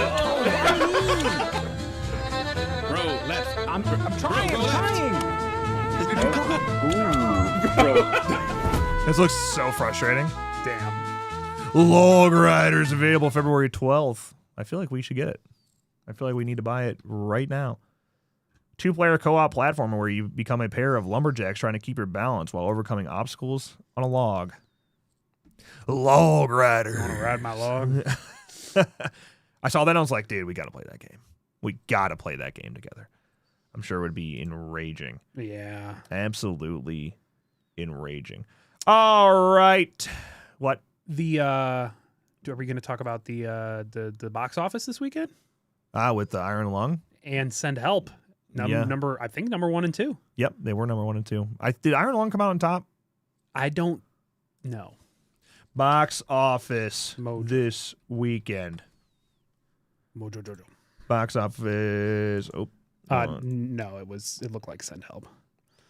Yeah, so Send Help grossed 19.1 million, Iron Lung 17.8 million. That's closer than I thought. Then Melania. Hey. It was winning for Iron Lung was winning for a long time, but finally, for the first time in the last 10 to 12 weeks, Disney is off the number one spot. It is kind of crazy by 2 horror movies. Seeing the distributors going down from the bottom, like Paramount Pictures, Sony Release, Cineverse, Focus Features, A24, Lionsgate, MGM, Walt Disney, Amazon MGM, Markiplier. I was like, who's so upset about this game? They said, that looks autistic as fuck. I was like, who is that? I was like, oh, it's fucking MaxiPad just trying to bait again. Well, on a Tuesday morning. Well, we are autistic as fuck. So. Yeah. What an autistic thing to say. You know? Fucking MaxiPad. I forgot that guy existed there for a little bit. He didn't show up for a while. I'm glad he's still loyal. How is Iron Lung being received? Not super well. It's like last time I saw it was like 50. Very faithful adaptation, but kind of hard to watch. Like kind of rough. On the topic of douchebags, since MaxiPad reminded me, I thought we'd bring up some woke comments today. Got a great one this morning. Did you delete that comment by chance? I did not. Ah, good. I didn't either. It made it. It's bub. Yeah. Yeah. A comment we got this morning. I won't say by who. Not that it matters. But Survivor characters revealed. By the way, this comment will be gone by the time you go see it. I'm going to ban them right now. For the Halloween characters, we talked about a lot of the woke comments and whatnot. This one was great. It said, DEI characters, LOL. Halloween had no blacks. What a crazy thing to say. In 2026. Like, yeah, okay. Maybe not the first one. Brainstorm video ideas. It's like, dude, come on, man. Comments like that make me just hate the world sometimes. Yeah. Like, is it really that big of a deal? Are you really that upset about it? I do think it probably would have been a little bit easier to deal with those comments had they the white male character that they revealed in Halloween already in gameplay. They would have just thrown it in with there. Maybe you would have calmed those down a little bit. Not a playable character. Honestly, I feel like they were just baiting us. They were just baiting people with those comments, which is funny, and I'm okay with it. Yeah. Like I said, I didn't even notice. Like I was just, hey, look, people. Yeah. Isn't that crazy how that works? Iron Lung is a 44% critics and 89% audience.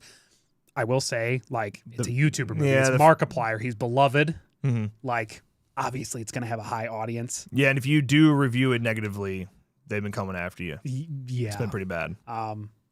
That's all I'll say about that. But, I mean, I'm definitely going to check it out.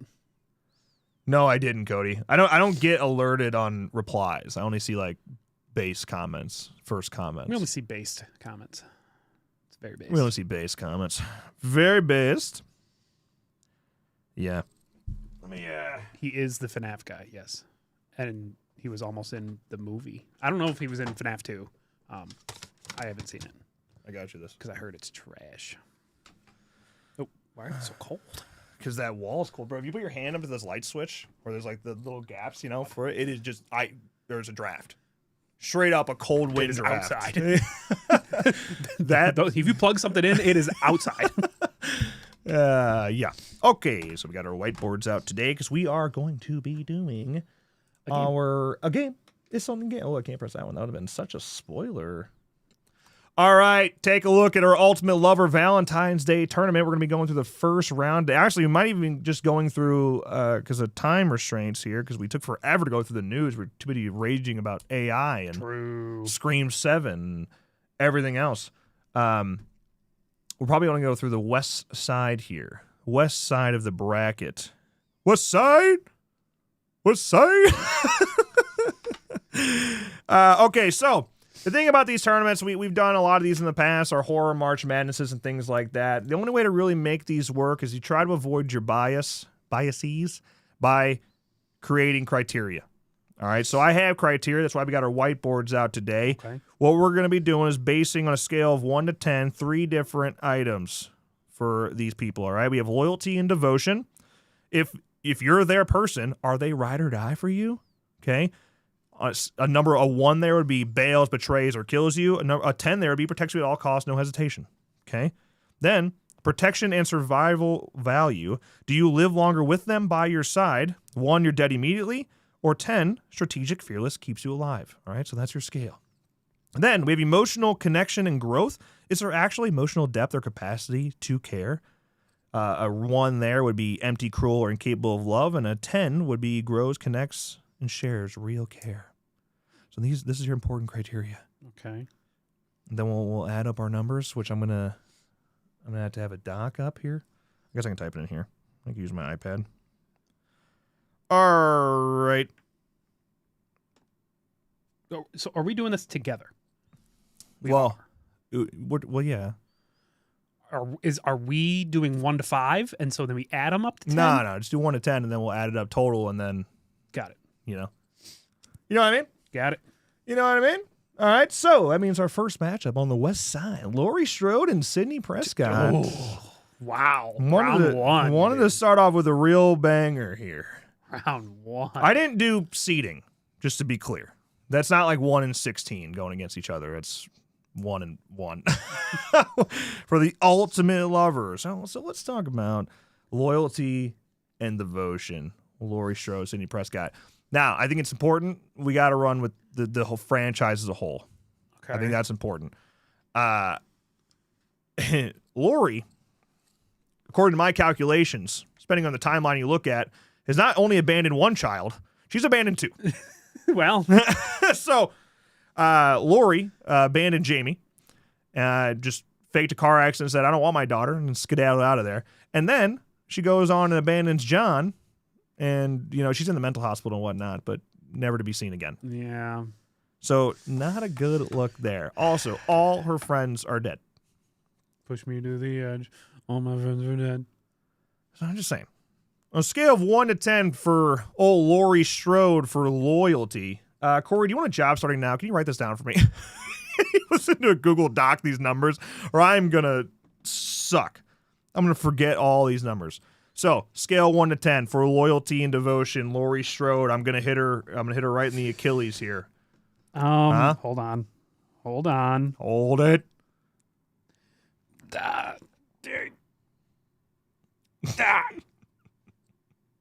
How much of a hater are you? Go ahead, show yours first. Damn, I'm a hater too. Oh. We both gave the 3. I don't have an eraser. Frick. Oh, no. Wait, I have 1. Oh. I have 1. We could share an eraser. There you go. A 3. Now, let's talk about Sydney's loyalty, okay? Yes. She hasn't really shown signs of not being loyal. She's kind of a ride or die. Has she been kind of ride or die? I mean, except for Scream 6. Scream 6, she didn't show up. She said, I'm going to get my happy ending. Fuck y'all. She deserves her happy ending. Left Mark Kincaid. Got to think about that. She abandoned Kincaid. To 0. She, you know what? I have one argument to be made why she's not loyal. She could have saved Derek in Scream 2, but instead wasn't loyal enough. Didn't trust him enough. That's true. To save him. Oh, Billy boyfriend. So she can't be a 10. All right. That is true. She could have saved Derek. And then she felt really bad after. Grasping at straws, she abandons the people of 0. I think you're wrong. I think you're wrong. Derek. The dockhand guy. The dockhand guy. So, Derek, Kincaid, Sydney Prescott has a fucking gun. I feel like Sydney would have shown, if she was truly loyal, she would have shown up to Woodsboro when Dewey called her because ride or die, I don't care if you're in danger. That's true. Or I don't care if we're all in danger, know? And then, Scream 6, she said, fuck y'all. I'm getting my happy ending, and you guys can die in New York. That's right. That's right. By the way, for the next round, this is important. This is an important detail of this tournament. The criteria is going to change because otherwise these ratings would cross over to the next round and you'd immediately have an answer. Criteria changing for the next round, so we have different things to rate. Got it. Just want to let you know. All right, I got a number.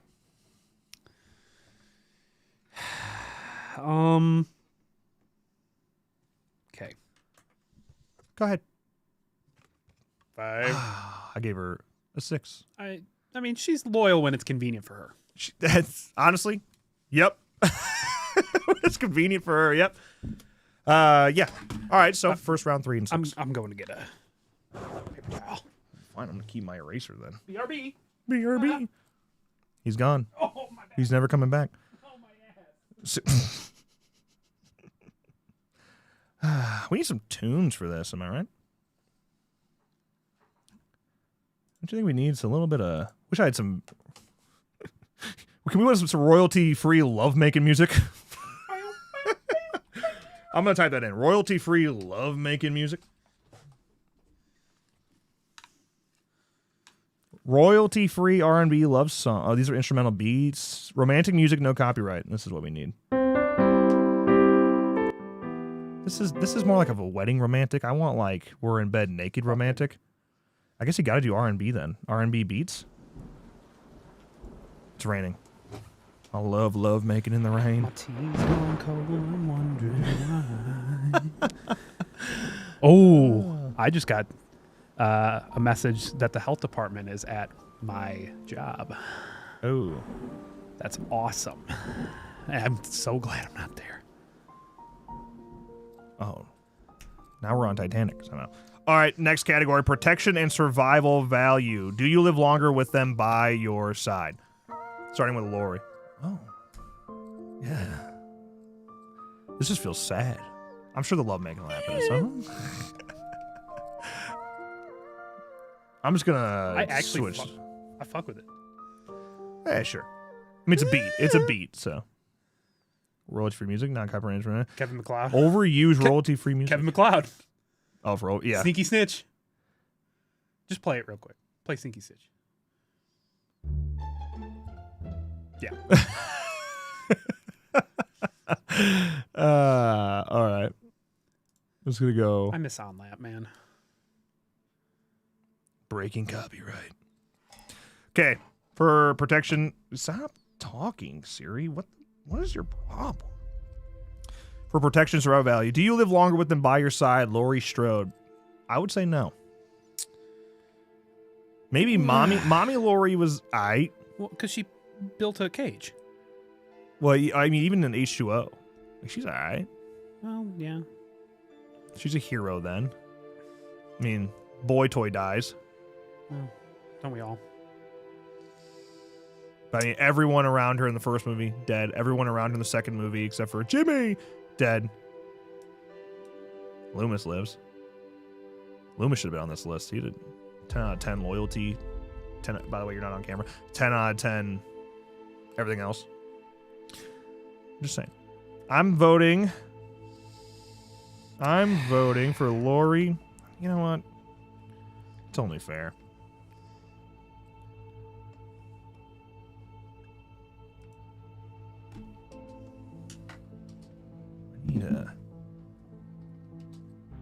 These are all too serious. Can we have some fun?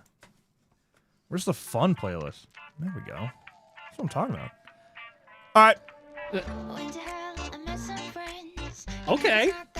Hold on. All right, you can read it. Her body's like a 4. 4, 5. 4 and 5. Now, let's talk about Sydney. For Sydney, do you live longer with them by your side? The cast has gone on way too long. Nobody dies when they're next to Sydney. That's true. I mean, Dewey, Gail, I mean, Randy, but he wasn't by her. She wasn't there. But Derek, don't forget Derek. She kills a lot of people. Does that count? Not in her movie. I would argue that she's not a 10, but she's definitely higher. Body's like 4. Face 10, body 10. I thought it was Christmas music. Holy shit. 7.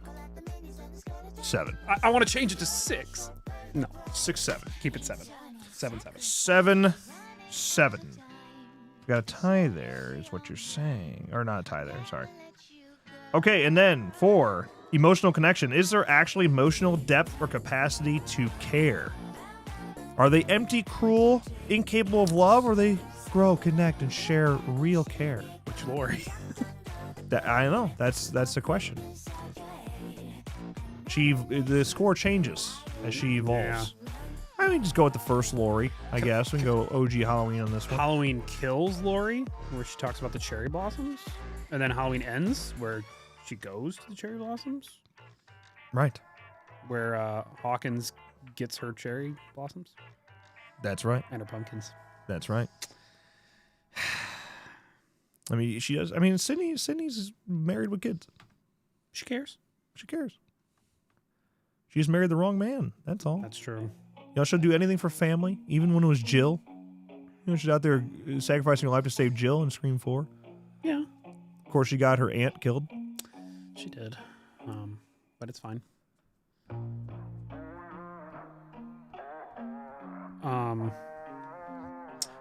So Lori.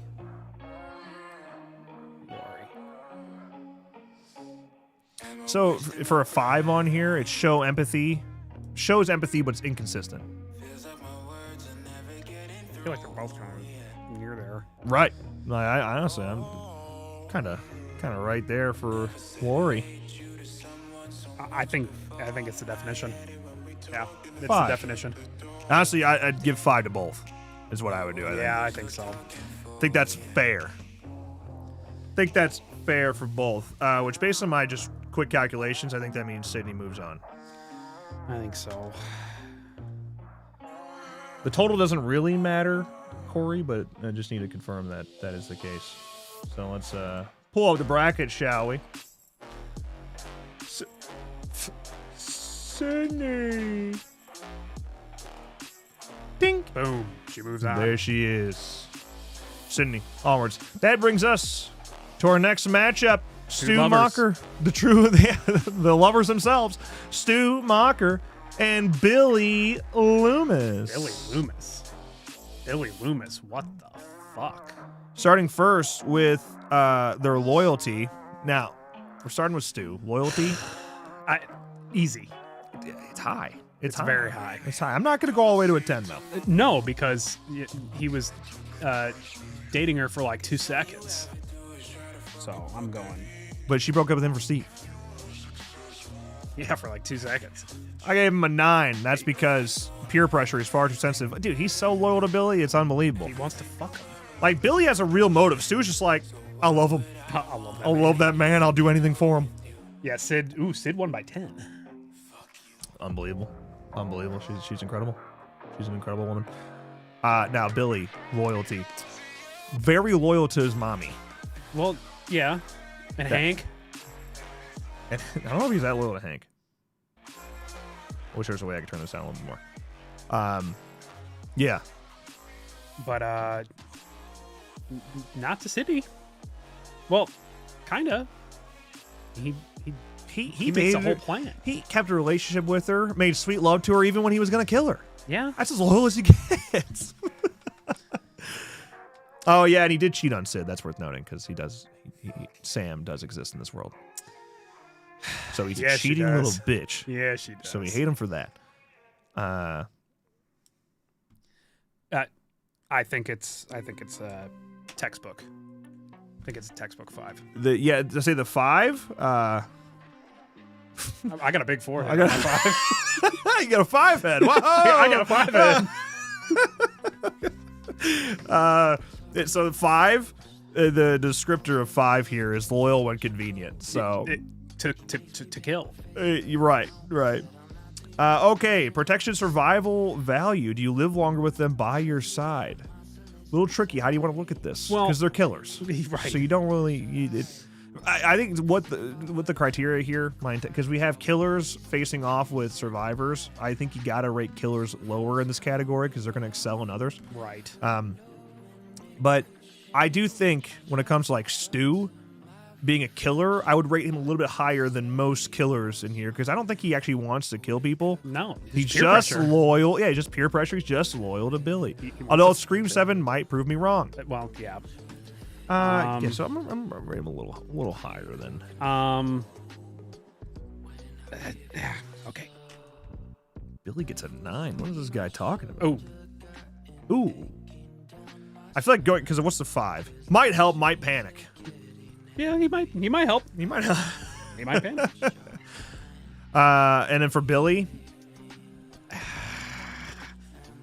I mean, you're not dead immediately. Because yeah, can I change my to the scorekeeper? Can I change my Stu score to a 4, please? And then I'm going to give Billy Boy a 2. No, I wrote 3. Well, you look at how they can, like, if they're physically capable of protecting you, that's got to be part of the equation. But it's also, where are they at mentally? Would they? Is there a chance that they would let their evil go away and save you? Yeah. It's important, all right?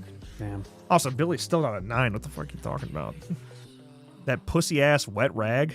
Billy Loomis? You can protect shit. True. Respectfully. Connection and growth. Is there actually emotional depth or capacity to care? Ooh. Stu Macher, again.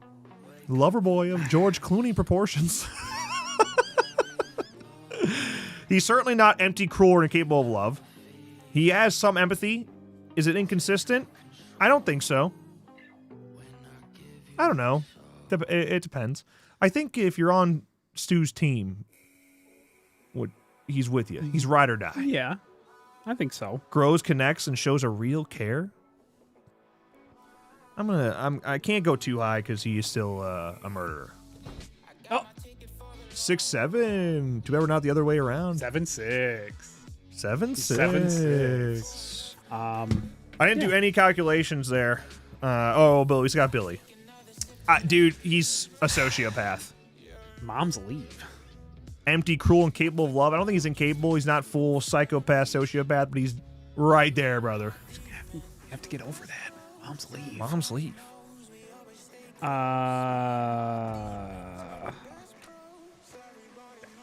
2. 2. Dos. I'm assuming with that, Stu moves on. I assume so. But I can't read. Stu Macher. On to the next round. Hell yeah. That brings us to an interesting matchup here. Nancy Thompson and Fredward Krueger. Oh, Peter. Oh. This is gonna be an interesting conversation about loyalty and commitment. Let's gauge the room. Stu got a 49. Billy got 40. Billy got a 40. Not bad. Not bad. Okay. Oh no, he got 40 and Billy got 19. Oh. Ooh, he got his ass whooped. He's not a lover boy of George Clooney proportions. Okay. All right, so Nancy Thompson, when it comes to loyalty, I would say very. Yeah. Very loyal.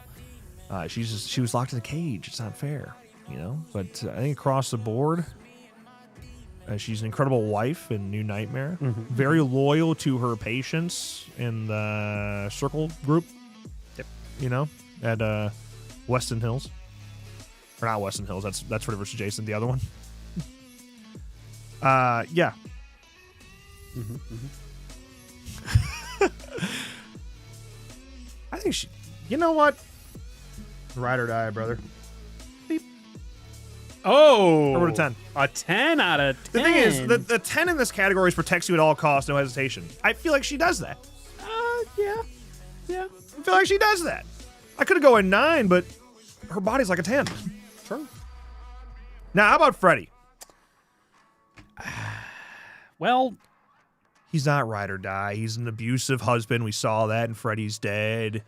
You know, ride or die for his daughter. Yeah. Kinda. Sorta. I don't know. I don't think he's particularly loyal in any way, shape, or form. He's not even loyal when convenient. He's got to be under a 5. Mm-hmm.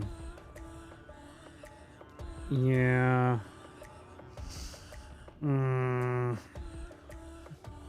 She becomes Nancy in New Nightmare. It counts. They're one of the same. Yeah. Did she played Nancy one last time? Wes said so. That's incredible work he did there. I'm a snake. He's like a worm. I'm a snake. 4 for the Fred word, and I think we're being generous. Yeah. Okay, now, do you live longer with them by your side? Now, okay, so a 10 in this category, strategic, fearless, and keeps you alive. when it comes strategic, she made Home Alone traps, brother. Like, good. This is why the criteria has changed next round, because I'm going all the way up, brother. I'm going all the way back up there. She's dominant. 9.5. Do you remember our Final Girls rating and this conversation happened? I'm like, oh my God, Nancy's the GOAT. It's not fair. Yeah. It's not fair. Yeah. She's the GOAT. This is why the criteria will change next round. Keep things spicy. Now, Freddy, live longer than by your side. Are we counting for the fact that he is totally happy? Am I a kid on Elm Street? Then I'm definitely not. Wow, how old am I? How old am I? Is it me at this time? I think I'm okay at this time. You know, I think with him by my side, he can be by my side. He's not loyal enough. He'll totally abandon the team in a blink of an eye. But he is strategic. He is fearless. But he won't keep me alive. He might help, might panic. I don't think he'd panic. No, you're dead immediately. You know, let's just. I don't want to give a 1. Can we choose 0? I'll give him a 2, because I think I could convince Freddy to keep me alive. I'm a snake. I think you can manipulate Freddy. 3. Okay, then emotional connection and growth. Is there any actual emotional depth or capacity to care? Bro. Grows, connects, and shows real care. That's a 10.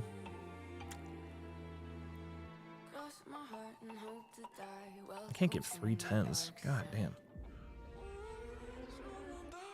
And for that reason, I'm giving it 9.9. Well, I was going to do 9.5, but I'm going to do 9.6. I have a question. Just based on my simple math. Oh, never mind. 9.6? Yeah. Incredible. Why not? Incredible. Freddy grows, connects, and shows real care. Thoughts on that?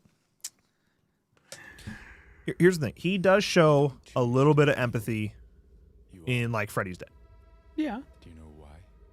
There is a darkness in all of us. Villain mode activated. We often talk about others as being evil. I don't know. We think of ourselves as angels. Empty, cruel, and capable of love. I don't think he's incapable. He was a married man. Made them feel broken or lost. He just had a weird fetish of killing children. That's all. Yes, he does. Some empathy. Inconsistent. He doesn't have. It's here and there. Very rare empathy. Is a hero in the eyes of another. And for that reason, I'll give him a 3. 2.2. Beautiful. I started doing decimals because it's not even close. It's not. That was a good showdown. You kidding? Yeah. It was close. It was not close. Like the weirdos that like feet. What do you mean by that? Yeah, they're so weird. Yeah, they want feet in their mouth. That's so weird. I would never. Weird. All right. Sorry. I don't remember who it was. Last one for the day. Then we'll keep this thing going throughout the next couple of weeks leading up to Valentine's Day next Saturday. You got big plans? Fuck no. Oh, all right. Me neither. And I'm married. Tommy Jarvis versus Jason Voorhees. Huh? You seen a Yoda foot? Yeah, I have. Even better. Nancy got a 56, and Freddie got 14.2. 56, 60 is a perfect score, so it'd be tough to beat. She's a goat. She's a goat. Okay, how about Tommy Jarvis and that loyalty? If you're their person, are they ride or die? I mean, he's obsessed with Jason. He's obsessed with Jason, but he's like, every other relationship in his life has gone to poo-poo. Yeah. But he kept trying to push Megan away. Yeah. And Megan's like, no, Tommy, I want to help. But at the same time, though, he did. It just, because Tommy evolves in a really weird way. Because first, he's very loyal to Trish. You know, he's just a kid. Never going to let her go. Saves her life, ultimately. Then he's loyal to nobody. I guess Pam. Kinda. But I think he's just more focused on Jason. Yeah, and then even and then 6, he obviously shows a little bit of a romance with Megan. But you know, he happy to risk his life for. He's willing to risk his life to kill Jason, but I don't know if it's actually like to save the kids. Like I don't. You can't. I think that's just a byproduct. Right. I don't know if he protects you at all costs. If it's Jason you're going against specifically, perhaps he protects you at all costs. Yeah. I don't think he's low on one convenient.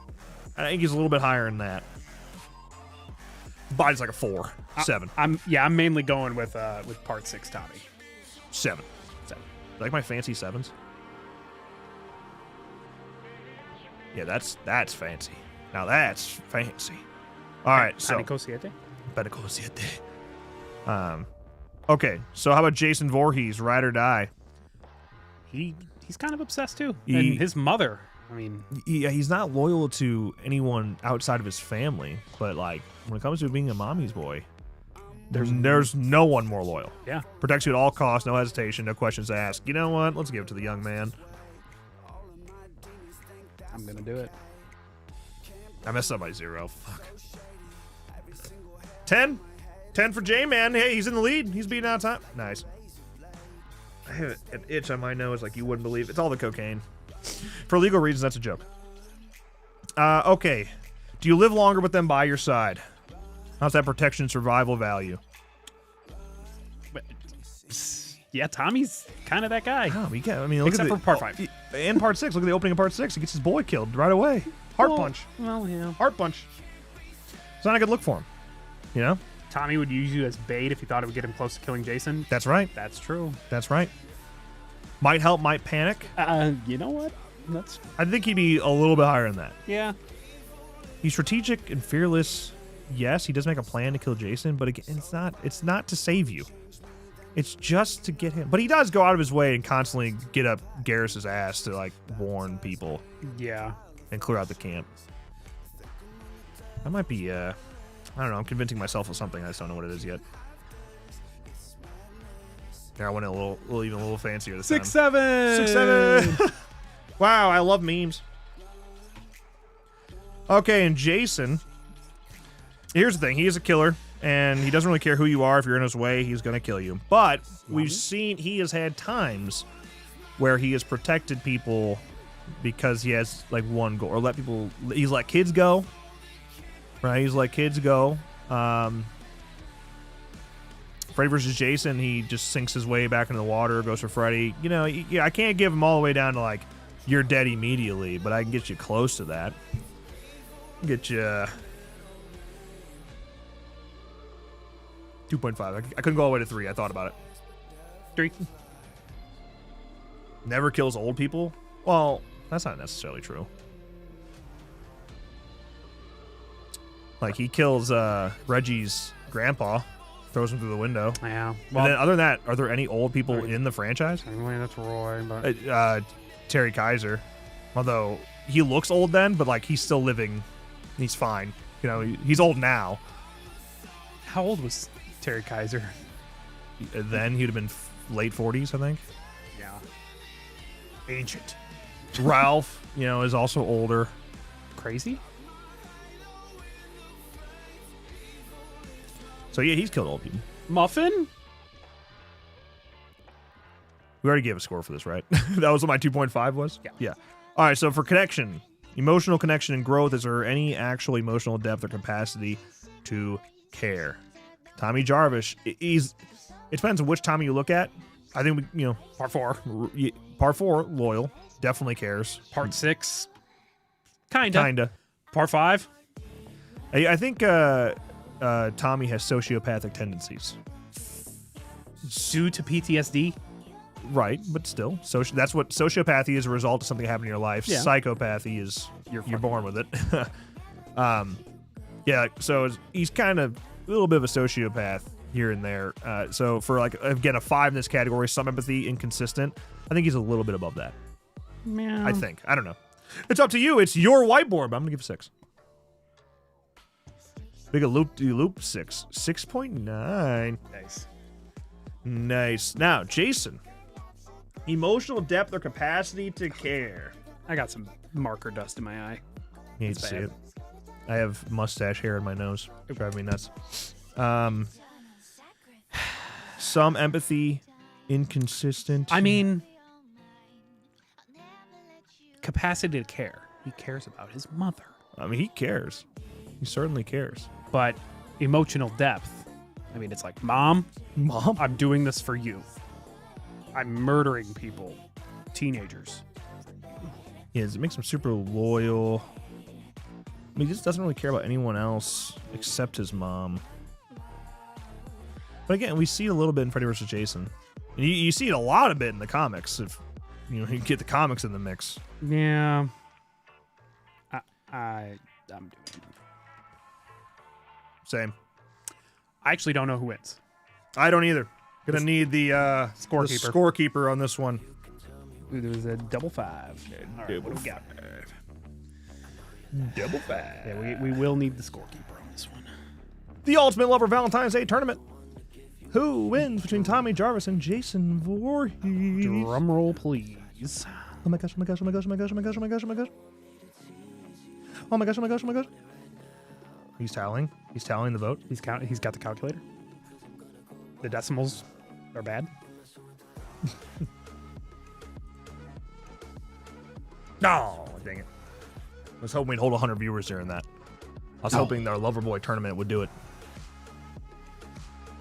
Tommy, 39.9. Jason, 35.5. Golly, it was close. That might be the closest one. Tommy Jarvis. Boom. Moves on to the next round. We will do the east side of the bracket next time. East side? East side? Yeah, you look forward to that for the next couple weeks. That silly little conversation. Yeah. We're going to play one more game. Hopefully we get through the whole thing before we wrap this thing up. Technically, we're supposed to be over in 45 minutes, so we better move quick. We're going to be playing another synopsis game, Google Translate game, where a synopsis of horror movies and run through Google Translate 100 times, and we try to guess what movie it is. Flit. Let me get my lower third up. Corey Weston produced this game. Thank you. And every other game you're going to see, except he didn't produce the tournament, but he was a scorekeeper. He was a scorekeeper, and that matters. So, yeah, we'll run through as many of these as we can. We're out of time. So there are going to be different parameters for the next round. The east side will have the same criteria, but then once we get to what is the quarterfinals? The quarterfinals and semifinals. Oh no, semis. We're in quarterfinals. Yeah. Then semifinals, and then So the semifinals will have different criteria, but then the championship will also have different criteria as well. We'll switch every time, so we don't get the same ratings. Because then you could just pick the winner. Yeah, we're done based on round one. Yeah, we could pick the champion, or that we pick who's going to be in the championship game right now. But that's lame. Yeah, we make up the rules as we go around these parts. True. Okay. Yes. And I guess I should mention it one more time, just in case we're feeling a member train today. We get 9 more members in the next 45 minutes or so. Savini Jason and Tom Savini card here.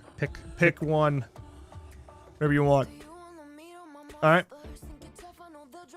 Tom Savini autograph? Yes. Very nice. Very nice. Okay, let's play the game. Let's play the game. Okay, here we go. Synopsis number 1.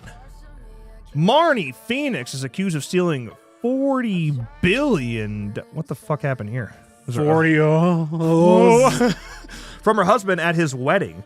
Bat Hadel is one of the most famous policy studies. The worst drivers are women. These are the facts. They said it. This is Psycho, right? 100%. 100%. Yeah, it's you got Bates Motel is what that's supposed to be. The $40,000 stealing. Like, yeah. The worst drivers are women. They just threw a fact in there. There's a bonus fact in there. Yeah. Yeah. What do you guys hate the music? Should I turn the music off? Fine, I will. I didn't know we were music haters. Gosh. So anyway, worst drivers. All right. Hey, this is a real synopsis. Phoenix Secretary Marion Crane is on the lam. What? On the run? What is the synopsis? After stealing $40,000 from her employer in order to run away with her boyfriend, Sam Loomis is overcome by exhaustion during a heavy rainstorm. Traveling on the back roads to avoid the police, she stops for the night at the ramshackle Bates Motel and meets the polite but highly strung proprietor, Norman Bates, a young man with an interest in taxidermy and a difficult relationship with his mother. Well, I'm sorry that the good music is not royalty free. We need to get the All American Massacre music as background music. Oh, yeah, come on. Synopsis number 2. There's supposed to be a poster here. It didn't load in. He took the time and put it in there. I know it's in there. I saw it in the preview. Hopefully the next one does. Synopsis 2. Living with people with mental health problems can be stressful for young people. Hunters and fishermen face difficult and dangerous families. Edsova Stalik Lebenlepik passed away. Oh, that's sad. How's the obituary? Living with people with mental health problems can be stressful for young people. Hunters and fishermen face difficult and dangerous families. Edsova Stalikik Lebenlepik passed away. I have no clue. No clue. Yeah, and what movie would have mental health problems after somebody passes away? Maybe Hunters and fishermen. What the fuck is? Hunters and fishermen face difficult and dangerous families. Corey did say this was going to be hard. He said we might be in the struggle bus. Anything. Mental health problems can be stressful for young people. These are just the facts. Hunters? Wrong and turn? I don't think fishermen. so. No idea. A group of youngsters come across a family of psychopaths who attack them with a variety of gruesome methods, including a chainsaw, before those who survive escape, still pursued by the saw-wielding Leatherface. What an interesting synopsis. So wait, go back up. Where did this is Leatherface here. Leatherface passed away. No, son of a bitch. The Texas Chainsaw Massacre full potential. That's crazy. No poster. I'm pretty sure they're there. I think it's just Chrome loading the PDF. Ooh. Synopsis number 3. 35 years after World War II, the hero took revenge on his daughters and the man who stole his love. Is this that one Anne Frank movie? Huh? I'm just kidding, but there is that one movie. The same dudes are doing like the Ted Bundy, Ted Bunny. Oh, are they doing an Anne Frank one? Yeah, they are. I think. 35 years after World War II, the hero took revenge on his daughter and the man who stole his love. 35 years. What is that? 1980. The hero took revenge on his daughter and the man who stole his love. The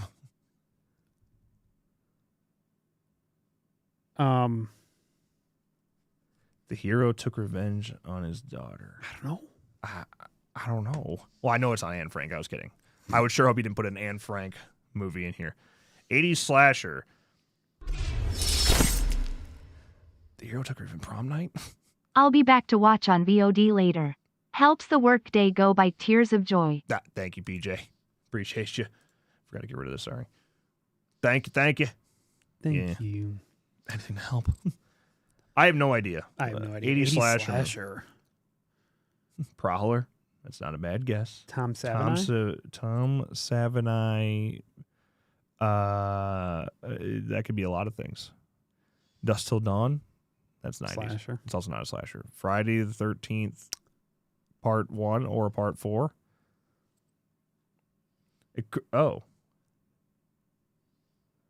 I can't believe it. It was the Prowler. Huh.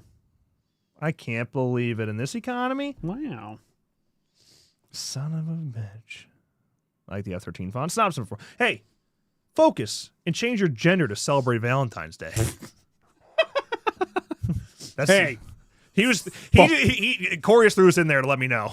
Hey, focus. All right, next synopsis. Change your gender to celebrate Valentine's Day. I don't really know what this could be. I mean, obviously it's something with Valentine's Day. Yeah, Valentine, My Buddy Valentine. Hey, focus and change your gender to celebrate Valentine's Day. Focus and change your gender. How did gender come up? To celebrate Valentine's Day.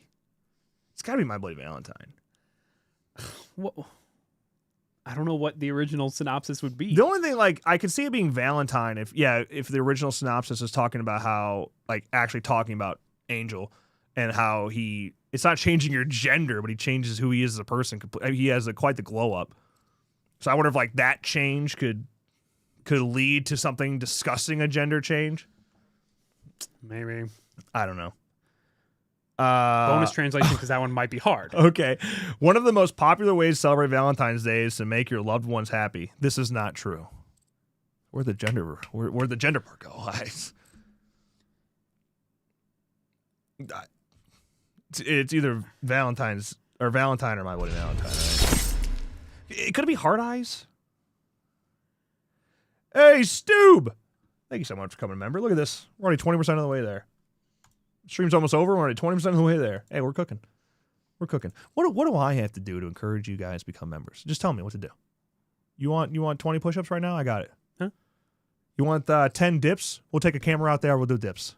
Huh? I'd love to see you try doing a dip. Fuck no. Fucking tear your chest off, probably. Probably. I could do one. I could do half a one. Dips are not as hard as pull-ups. Thank you, Stoob. Let's go pick one.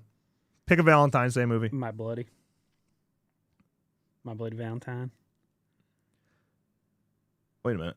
Oh, this is the actual. Friends defy the rules of a legendary murderer and discover he is real when they start celebrating Valentine's Day. My Bloody Valentine. Huge. It's lit. Synopsis 5. Ellie and Jimmy's brother Jimmy on Mulholland Drive in Los Angeles. A dog tries to eat a girl in the forest. It is a form of cruelty and spiritual hatred. So they fought and lost.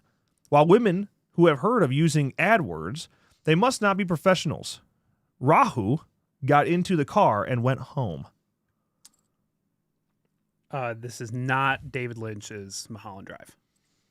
I don't know. A dog tries to eat a girl in the forest. Yes. And then a very based take. It is a form of cruelty and spiritual hatred. So they fought and lost. Is Los Angeles relevant at all? Dog in the forest, so they fought and lost. Whoa, Chase! I didn't know you were fucking rich. Chase dude. the base. You fucking. What are you rich? Look at this guy. That boy's only 3 away from the big giveaway. Wow. That was his entire paycheck. Gone. Yeah. Gone in the blink of an eye. Unbelievable. Thank you, sir. Thanks. Thank you kindly. Thank you kindly, ma'am. I have no idea on this one. Cujo. Drek is the dog? It takes place in Los Angeles. I don't know if that helps me. Cujo. It's Cujo. Escape from New York.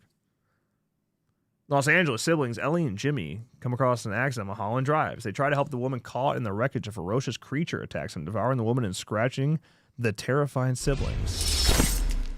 Thank you for 54 months. Appreciate you, brother. They slowly discover that the creature was a werewolf, that they've fallen victim to a deadly curse. Now that they have been sliced by the werewolf's claws, they be transformed into werewolves themselves in Cursed. Never seen it. You'd like it. Kevin Williamson. I was going to say what year. Got it. Yep. Good little flick. Okay. I'll check it out. Student Brian Woods does not go to school because his father died after a long stay in the hospital.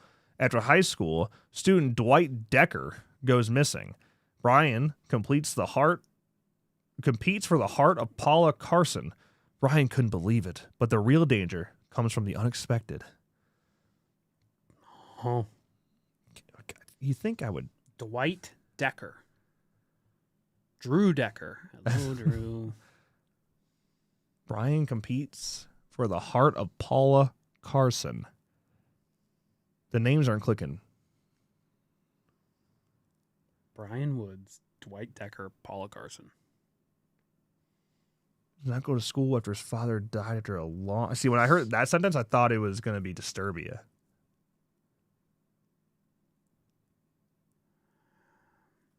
I don't know. After high school student Dwight Decker goes missing. It's a very obscure 80s film. Oh, well, then I probably don't know it. 89. 89. Certain famous actor.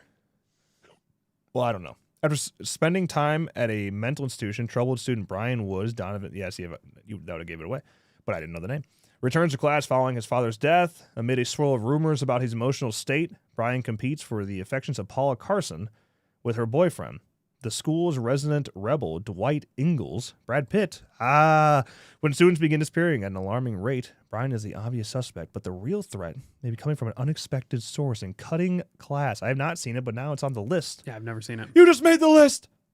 Synopsis 7. It is based on an old urban legend about a group of school rebels. Natalia begins to see things differently when her friend Michael, or boyfriend Michael, is hit by a car. Don't worry if your partner leaves you. A quiet scene turns into a race as Natalia tries to find the killer before he dies in the pool. Don't worry if your partner leaves you. Advice I needed years ago. Something just brought up my attention yesterday. Advice I really needed.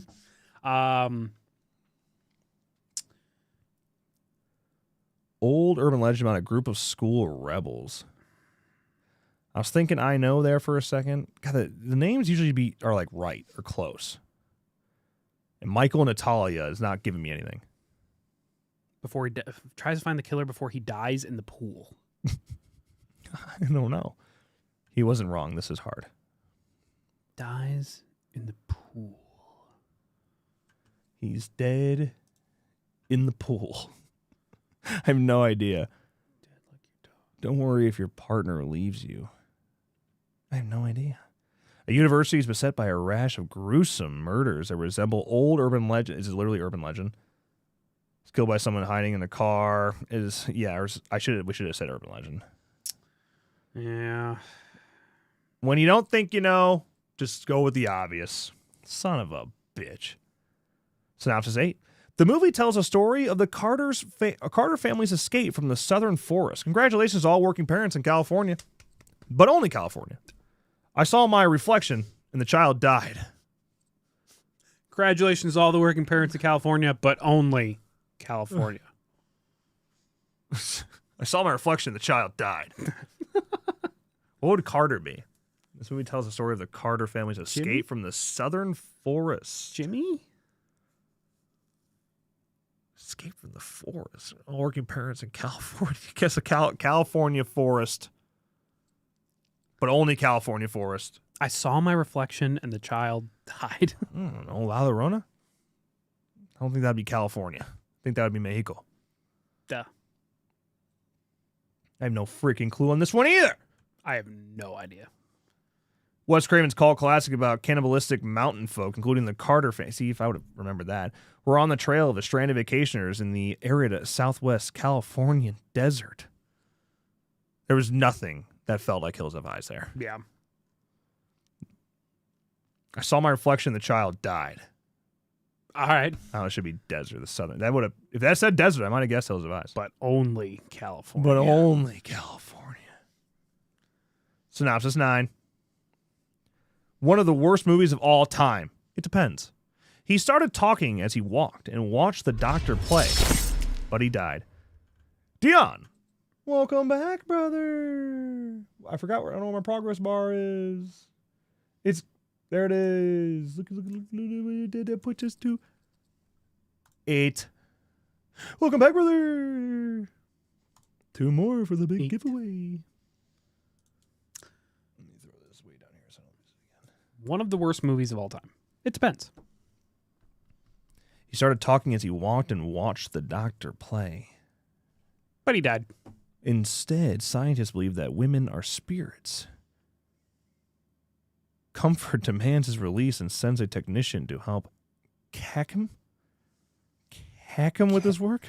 Catch him? Ash? Catch him? I think it might be scariest movies of all time. And I think it might be talking about Priest. And I think it might be talking about The Exorcist. The women are spirits. Sends a technician. Sends a 13 Ghosts isn't a bad guess.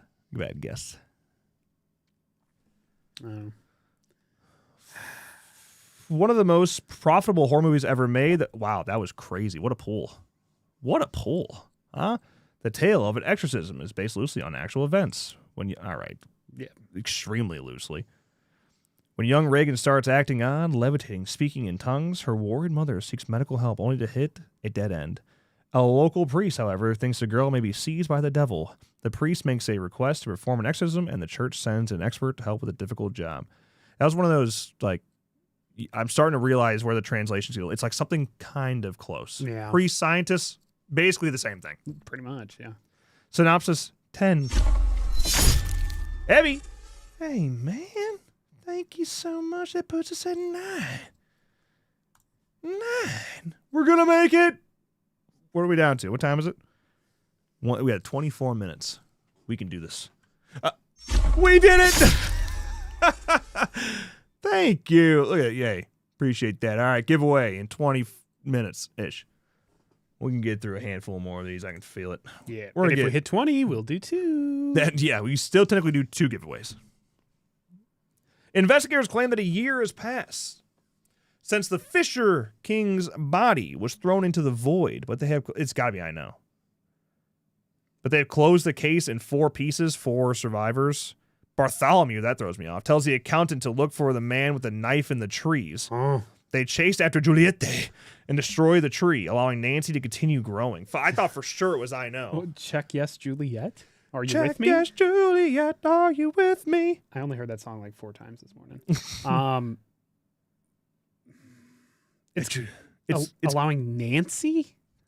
Yeah, the Nancy and Juliette. Bartholomew? Where the fuck did Bartholomew come from? Barry? Ben Willis? Barry tells the accountant. Julie is Juliette. It was Nancy. It's got to be, I know. Yeah. A year after running over a fisherman and dumping his body in the water, 4 friends reconvene when Julie receives a frightening letter telling her that their crime was seen. While pursuing who he thinks is responsible for the letter, Barry is run over by a man with a meat hook. The bloodletting only increases from there as the killer with the hook continues to stalk Julie, Helen, and Ray. Barry William Cox. On the I Know fandom, full name Barry William Cox, not Bartholomew. Just saying. Not so much in America. What happened to the Roman numerals? Boo. Father, son, and bad boy learn to lie to Jane. Huh? Father, son, and bad boy learn to lie to Jane. The autopsy of Jane Doe. You're right. I think father, son, and bad. I don't know. Demon. I think you're right. I think you're right. I think you're cooking. A coroner's son conducted an autopsy on a beautiful Jane Doe murder victim. She is beautiful, isn't she? Thanks for pointing that out in the synopsis. And find increasingly bizarre clues. Incredible work. The autopsy of Jane Doe. What a flick. Now we're back to the font. This is a Scream font now. Oh, yeah. Nice. A young man meets a new woman with his new mobile phone. Roy met him. Rejecting friendship, Emma guests believe her story until they find her. We run with him to get away from him. Emma's guests believe her story until they find her. And Roy. A young man meets a new woman with his new mobile phone. Rejecting friendship, Emma guests believe her story until they find her. We'd run with him to get away from him. I have no freaking clue. I was like, is it Clue? But it's a clue. But I don't know how mobile phone would get there. That's a tricky one. I don't know. After carefree teenager Jay sleeps with her new boyfriend, Hugh, for the first time she learns that she is the latest recipient of a fatal curse that has passed from victim to victim via sexual intercourse. Death, Jay learns, will creep inexorably towards her as either a friend or a stranger. Jay's friends don't believe her seemingly paranoid ravings until they too begin to see the phantom assassins and band together to help her flee or defend herself. Oh, it didn't say nothing about fucking in there. Come on. It follows. What a flick. Synopsis 13. Look, it's a Scream 3-3. That's fun. The murders began a year after Mimu's mother was killed by firing squad. Holy fuck. They are awaiting execution. If you do something wrong, everyone will threaten you. They tried to find the killer, but everyone is surprised by this fact. Mimu? No, Mimu. The murders began a year after Mimu's mother was killed by firing squad. Okay. They are awaiting execution. What could that? I say, is any chance it's Scream? Because that's what I was thinking too. A year after after Mimu's mother. I don't. Maureen and Sydney's mother get jammed together. Killed by firing squad. I don't. Maybe Cotton Weary. They are awaiting execution. Weary. Yeah. If you do something wrong, everyone will threaten you. Oh, Could be anything. Tried to find the killer, but everyone is surprised by this fact. It was a surprise. It could be Scream. That's all I'm getting. I got nothing else. Beginning a year after the death, like Mimu. After a year after Sydney's mom is murdered, more murders start to occur. She begins to suspect if these murders are related and tries to find the killers, as everyone seems to be a suspect. Everyone's a suspect. Synopsis 14. The twins try to forget about their busy schedule and return to MISSISSIPPI, but there is a problem. What's the problem? The twins try to forget about their busy schedule and return to Mississippi. She had a new life. And a new name. Mimu Prescott. The twins try to forget about their busy schedule and return. What twins? Twins return to Woodsboro. Scream 7. We got him. Return to Mississippi. There's no way it has to be Mississippi. But that doesn't help me. Well, you would think all the proper nouns would stay the same, but they don't. They change all the time. And like, if you think about it, Mississippi in translation, like that, it had to be broken up. The twins try to forget about their busy schedule and return to Mississippi. Is this the monkey? The twins? Even though that's not really part of the plot. Monk. Is that in Mississippi? Where do they go? I don't remember. Monk? Trying to leave their troubled lives behind, twin brothers return to their Mississippi hometown to start again, only discover that an even greater evil is waiting to welcome them back. No idea what that is. Have we seen this? Sinners. Oh, shit. Duh, stupid. My brain was completely... That's not a horror movie. That's a 16 Oscar-nominated film. That can't be a horror movie. If it wins an Oscar, it's no longer a horror movie. That's the rule. That's the... Journalist Larry Tanner admitted that Jared was cruel to animals and experimented on cats and dogs. After an accident in the lab, Larry returns home with his big dog, Max. Rory decided to keep Max as a dog. However, Max is a genetically engineered dog with incredible strength and brutal aggression. Cujo? Larry was cruel to animals, experimented on cats and dogs. Pet Cemetery?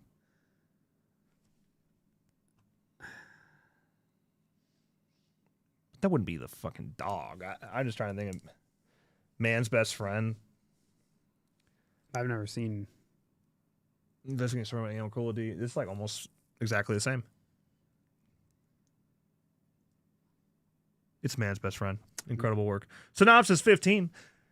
Jack Togan is the nicest guy in Colorado. In the book, maybe. Not in the movie. But he suffers from writer's block.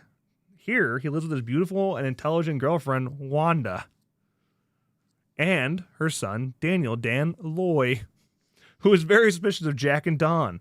He discovers the secrets of the rooftops that threaten his family. This one's pretty obvious. Hello, right? I'm Shelley Duvall. Jack Torrance. Shelley Duvall. The Shining. Easy. Synopsis 16. Adam Stinnett. They kept the actors' names in there, which is not right. Adam Stinnett and Dr. Lection return, but they're at the General Hospital. They're both affected by the yes sting that prevents death and reminds them of their past, and so on. I have a guess. Well, I was going to guess Saw. Based on Adam and Doctor, but no fucking way. Oh.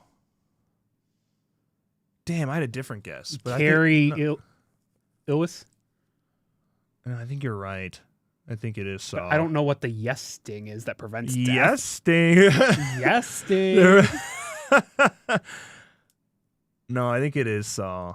I guess it could be Flatliners. That's not a bad guess. I thought reading it, I thought it was Silence of the Lambs. I thought this was Dr. Lecter. Yeah. But I don't know, Adam. Yeah, right. Adam Stanheight. His last name's Stanheight. Did you know that? Loser. Fucking dork. And oncologist Lawrence Gordon regained consciousness while chained to pipes. Yeah, you got it. It's Saw. It's Saw. That's all I was like, Carrie Ellis. Right. Delivery agreement. Alexei. Do you know who got off the plane? Alexis was drinking with 7 people on the plane. Everyone agrees with the crazy fire. If the error occurs again, slow to write.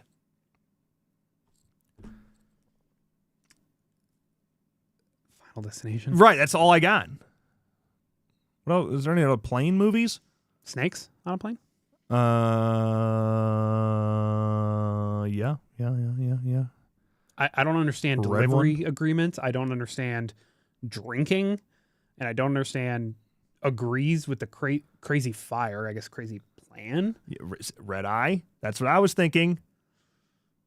Slow to write. Delivery agreement.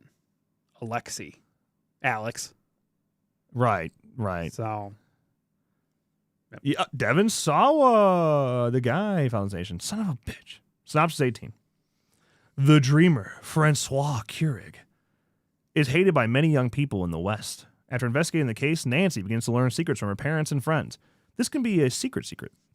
Can't be. Can Nancy and her gay best friend Glenn solve the mystery before it's too late?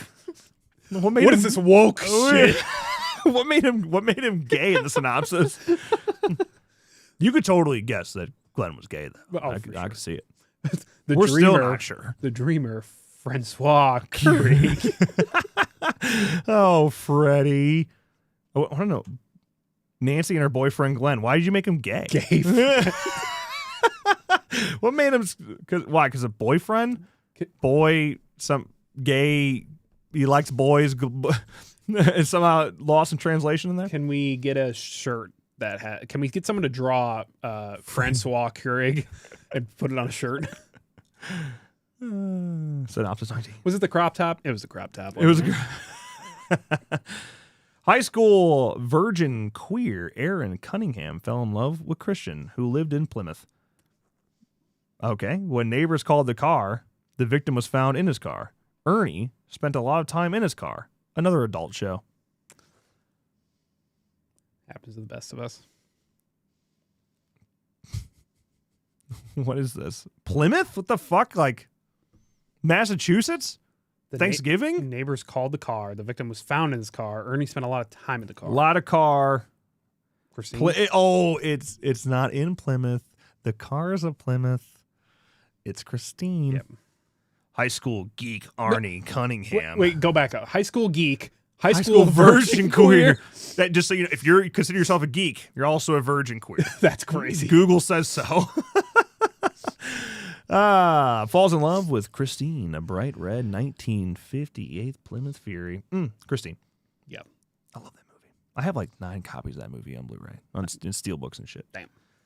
Young Lord Cole is haunted by a dark secret. It's Sixth Sense. Cole.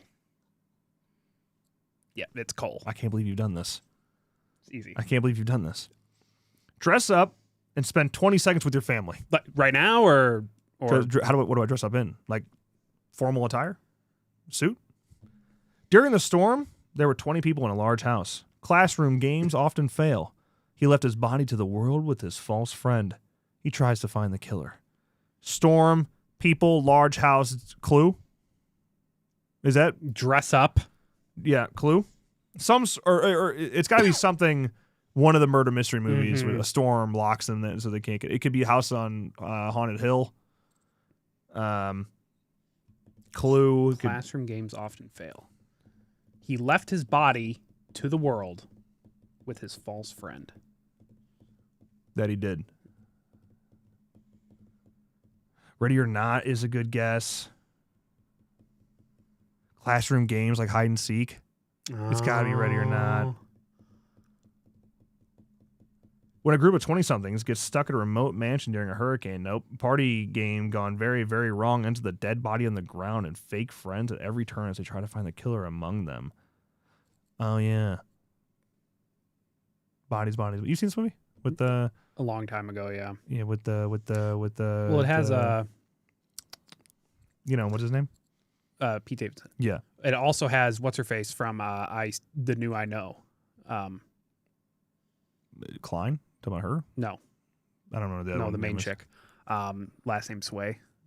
I had to rewatch that because I didn't even notice that. Yeah. It's been a while. A girl whose baby was beaten by her friends.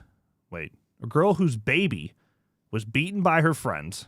The team competes at the high school level. But everything changes when he kills the last nurse, Kim Hammond. Look for salmon. What? Baby was beaten by her friends. What could that be? I mean, obviously, the team competes at high school, so... What team are we talking about? I can't even think of anything that would... Like cheerleading? Is it like student bodies?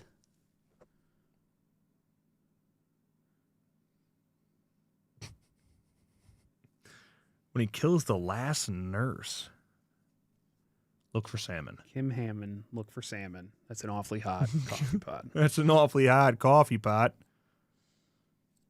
Kim Hammond, look for salmon. 1980? Is it like student bodies? Which I've never seen. Villainous killer is out to avenge the death of a young girl who died after being bullied and teased by the 4 of her classmates, now high school students. The guilt-ridden kids have kept their involvement a secret, but when they start being murdered one by one, it's clear that someone knows the truth. Also coping with the past are members of the dead girl's family, most notably her prom queen sister, Kim Hammond. You would think Kim Hammond would have been the giveaway, but I only watched the remake. Although Quiet Drive. It has been a minute since I've seen it. Time after time. It's funny how different the prom night synopses are, like the movies are. Yeah. They're not even close. I do love the remake, though. Yeah, it's dog shit, but... Yeah.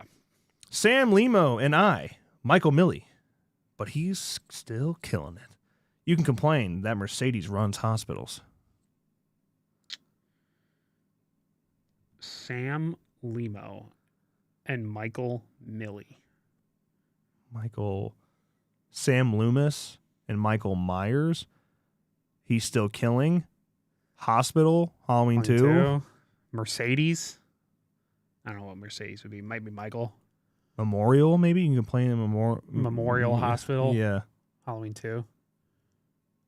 Big Ten confirmed. It's too easy. Synopsis 24.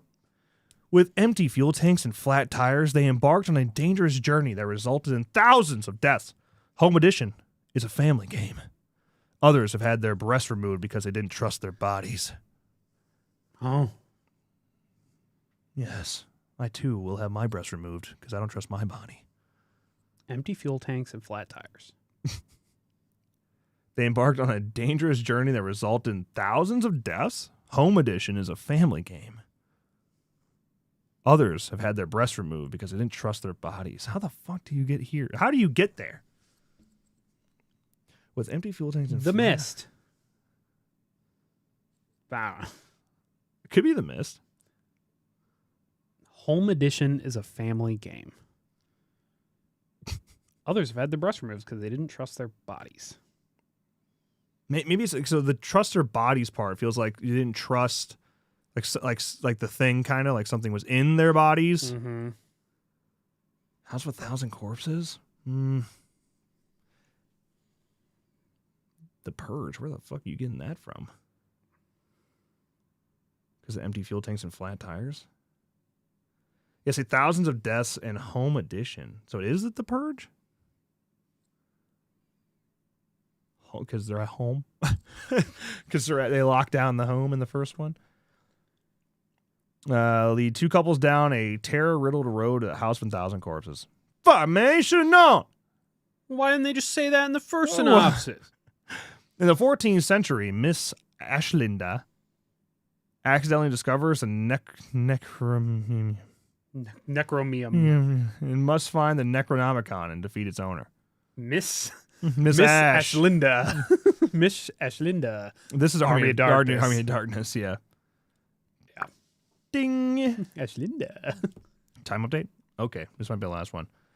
Sarah and her daughter, Eliza, moved to a town full of homeless people and want a fresh start. But when the situation changed 3 years ago, the city was empty. His family beat him every night. His younger brother, Wright, is still alive. Alice and Ryan start talking. He thought he would become a good writer. Is that oh, the names are throwing me off because it kind of sounds like Sinister a little bit. He is an author. His family beat him every night. I don't know about that, but homeless people and want a fresh start? What the fuck? The names don't. Alice and Ryan. Bagul. Mikmat. His younger brother is still alive. That it doesn't scream Sinister to me. Yeah. Unless it's Sinister 2, which I don't remember a lot of the plot about, to be honest. Yeah, I just know that one kid's in it. And they end up in a cornfield. It's not Sinister. Well, fuck. Alice, sweet Alice. In search of a fresh start, divorcee Sarah and her daughter, Alyssa, find their dream house in a small town. But when startling, unexplainable events begin, the pair learn that a chilling secret holds the town in its grip. Years earlier, a girl killed her parents and disappeared, leaving a brother, Ryan, as a sole survivor. Alyssa begins a relationship with Ryan. Is this Last House on the Left? Or is that what that movie is? Or the house on the left with Jennifer Lawrence? The house at the end of the street. That's what I'm talking about, right? I'm thinking the house that is the Jennifer Lawrence movie, right? Not Last House on the Left, but the house at the end of the street. That's the Jennifer Lawrence movie, right? Oh no, it's what fucking movie is this? Jennifer Lawrence, The House at the End of the Street, 2012. Jennifer Lawrence, Matt Thurdo, and Elizabeth Shue. Yeah, this movie sucks. Let me look at the ratings. It's got a 5.5 on IMDb and a 10% on Rotten Tomatoes. The only thing that movie had going for it is Jennifer Lawrence going around in a white shirt the whole time. All right, I'm going to watch. It's bad. It's a bad movie. All right, one more. The principals and teachers at Harrington Middle School don't know their students, but he learned quickly. The rest of the Doctor Who universe, including Delilah Drug Lord Stanford, teenagers Jackson and Mary Beth, come to unite the students in the fight against crime and gangs. Takes place in a school. It's the faculty. That's what I was thinking. That's what I was thinking was the faculty. Maybe How the fuck do you get the rest of the Doctor Who universe? Including Delilah, Drug Lord Stanford, teenager Jack. Go a fucking way, Stan. Okay, and Stan and Delilah, literally Delilah. Drug Lord is Zeke. Go a fucking way, Stan. I am Mary Beth. It's got to be the faculty. Yeah. Harrington High, the principal and her posse of teachers have always been a little on, but lately they've been behaving positively alien. The faculty. Best movie of all time? Go a fucking way, Stan. Best movie of all time? Thoughts on that? Let's do the big giveaway. We still had there. I can't remember the total amount on here. Is it 40? Is there 40 on there? We'll knock out the rest next time. Aliens. Let me get the big giveaway up. I'm just gonna run it as a Funko Pop giveaway, but if you want the Savini Ash signed card, you could do that. Look at that AI slop. I think the Keurig, that's funny, with the K-cups on his fingers. Francois Keurig, and he's got K-cups on his fingers. You have 3 minutes to enter! Exclamation point. Raffle. Should we do the next one? We can do that during the 3 minutes. Why not? Why not? I don't care. Synopsis 28. Sophie Doe and her friend decide to write a research paper. I have a problem and I'd like to help you. How many times have you lied? This is a big mistake. Sophie Doe. Sophie Doe. Sophie. I have a problem and I'd like to help you. How many times have you lied? I have no idea.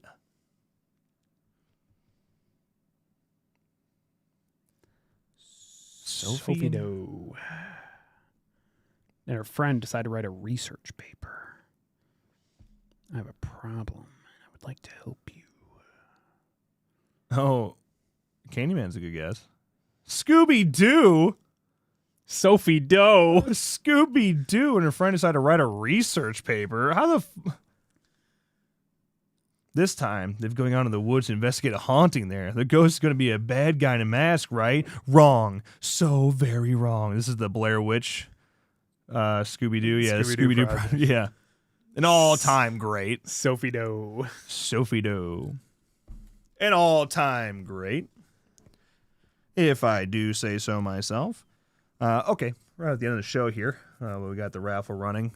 Just so you know, for next time, we'll obviously do news. We will have a special guest. There's a special guest we're supposed to have last Friday, actually coming on this Friday. We'll play a poster game with them, ask them a few questions.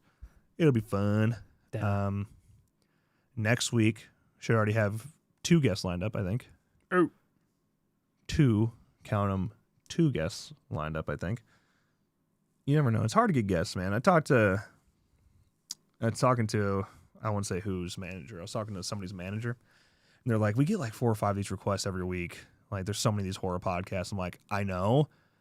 And they're making my life hard because there are so many of them that like reach out. Like, I'm telling you, if it makes a difference, this is different. Like, we will not ask you the same, like, how is it going to, like, on the film set. Yeah, of how this is it movie. working with this guy? Like, we'll ask some of the basic questions, icebreakers, but like, I want to play games with you guys. I want to ask random bullshit questions. Like, it'll be different. It'll be unique. I promise. It will not be the same. Yeah. The same 3 questions you get in every show. Correct. Please. Please. So, you guys have not guessed their guess? Or have you? Or have you? It's not Damon Leone. No. That one is a given. Yeah. That's it. You can no longer enter the raffle. GG's. All right, now we will not pick a winner. See ya. Psych. That's the wrong number. Why did it stop at 55 seconds?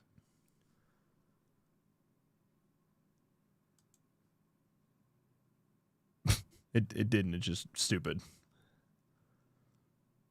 Closing entries. Okay. That was weird. All right.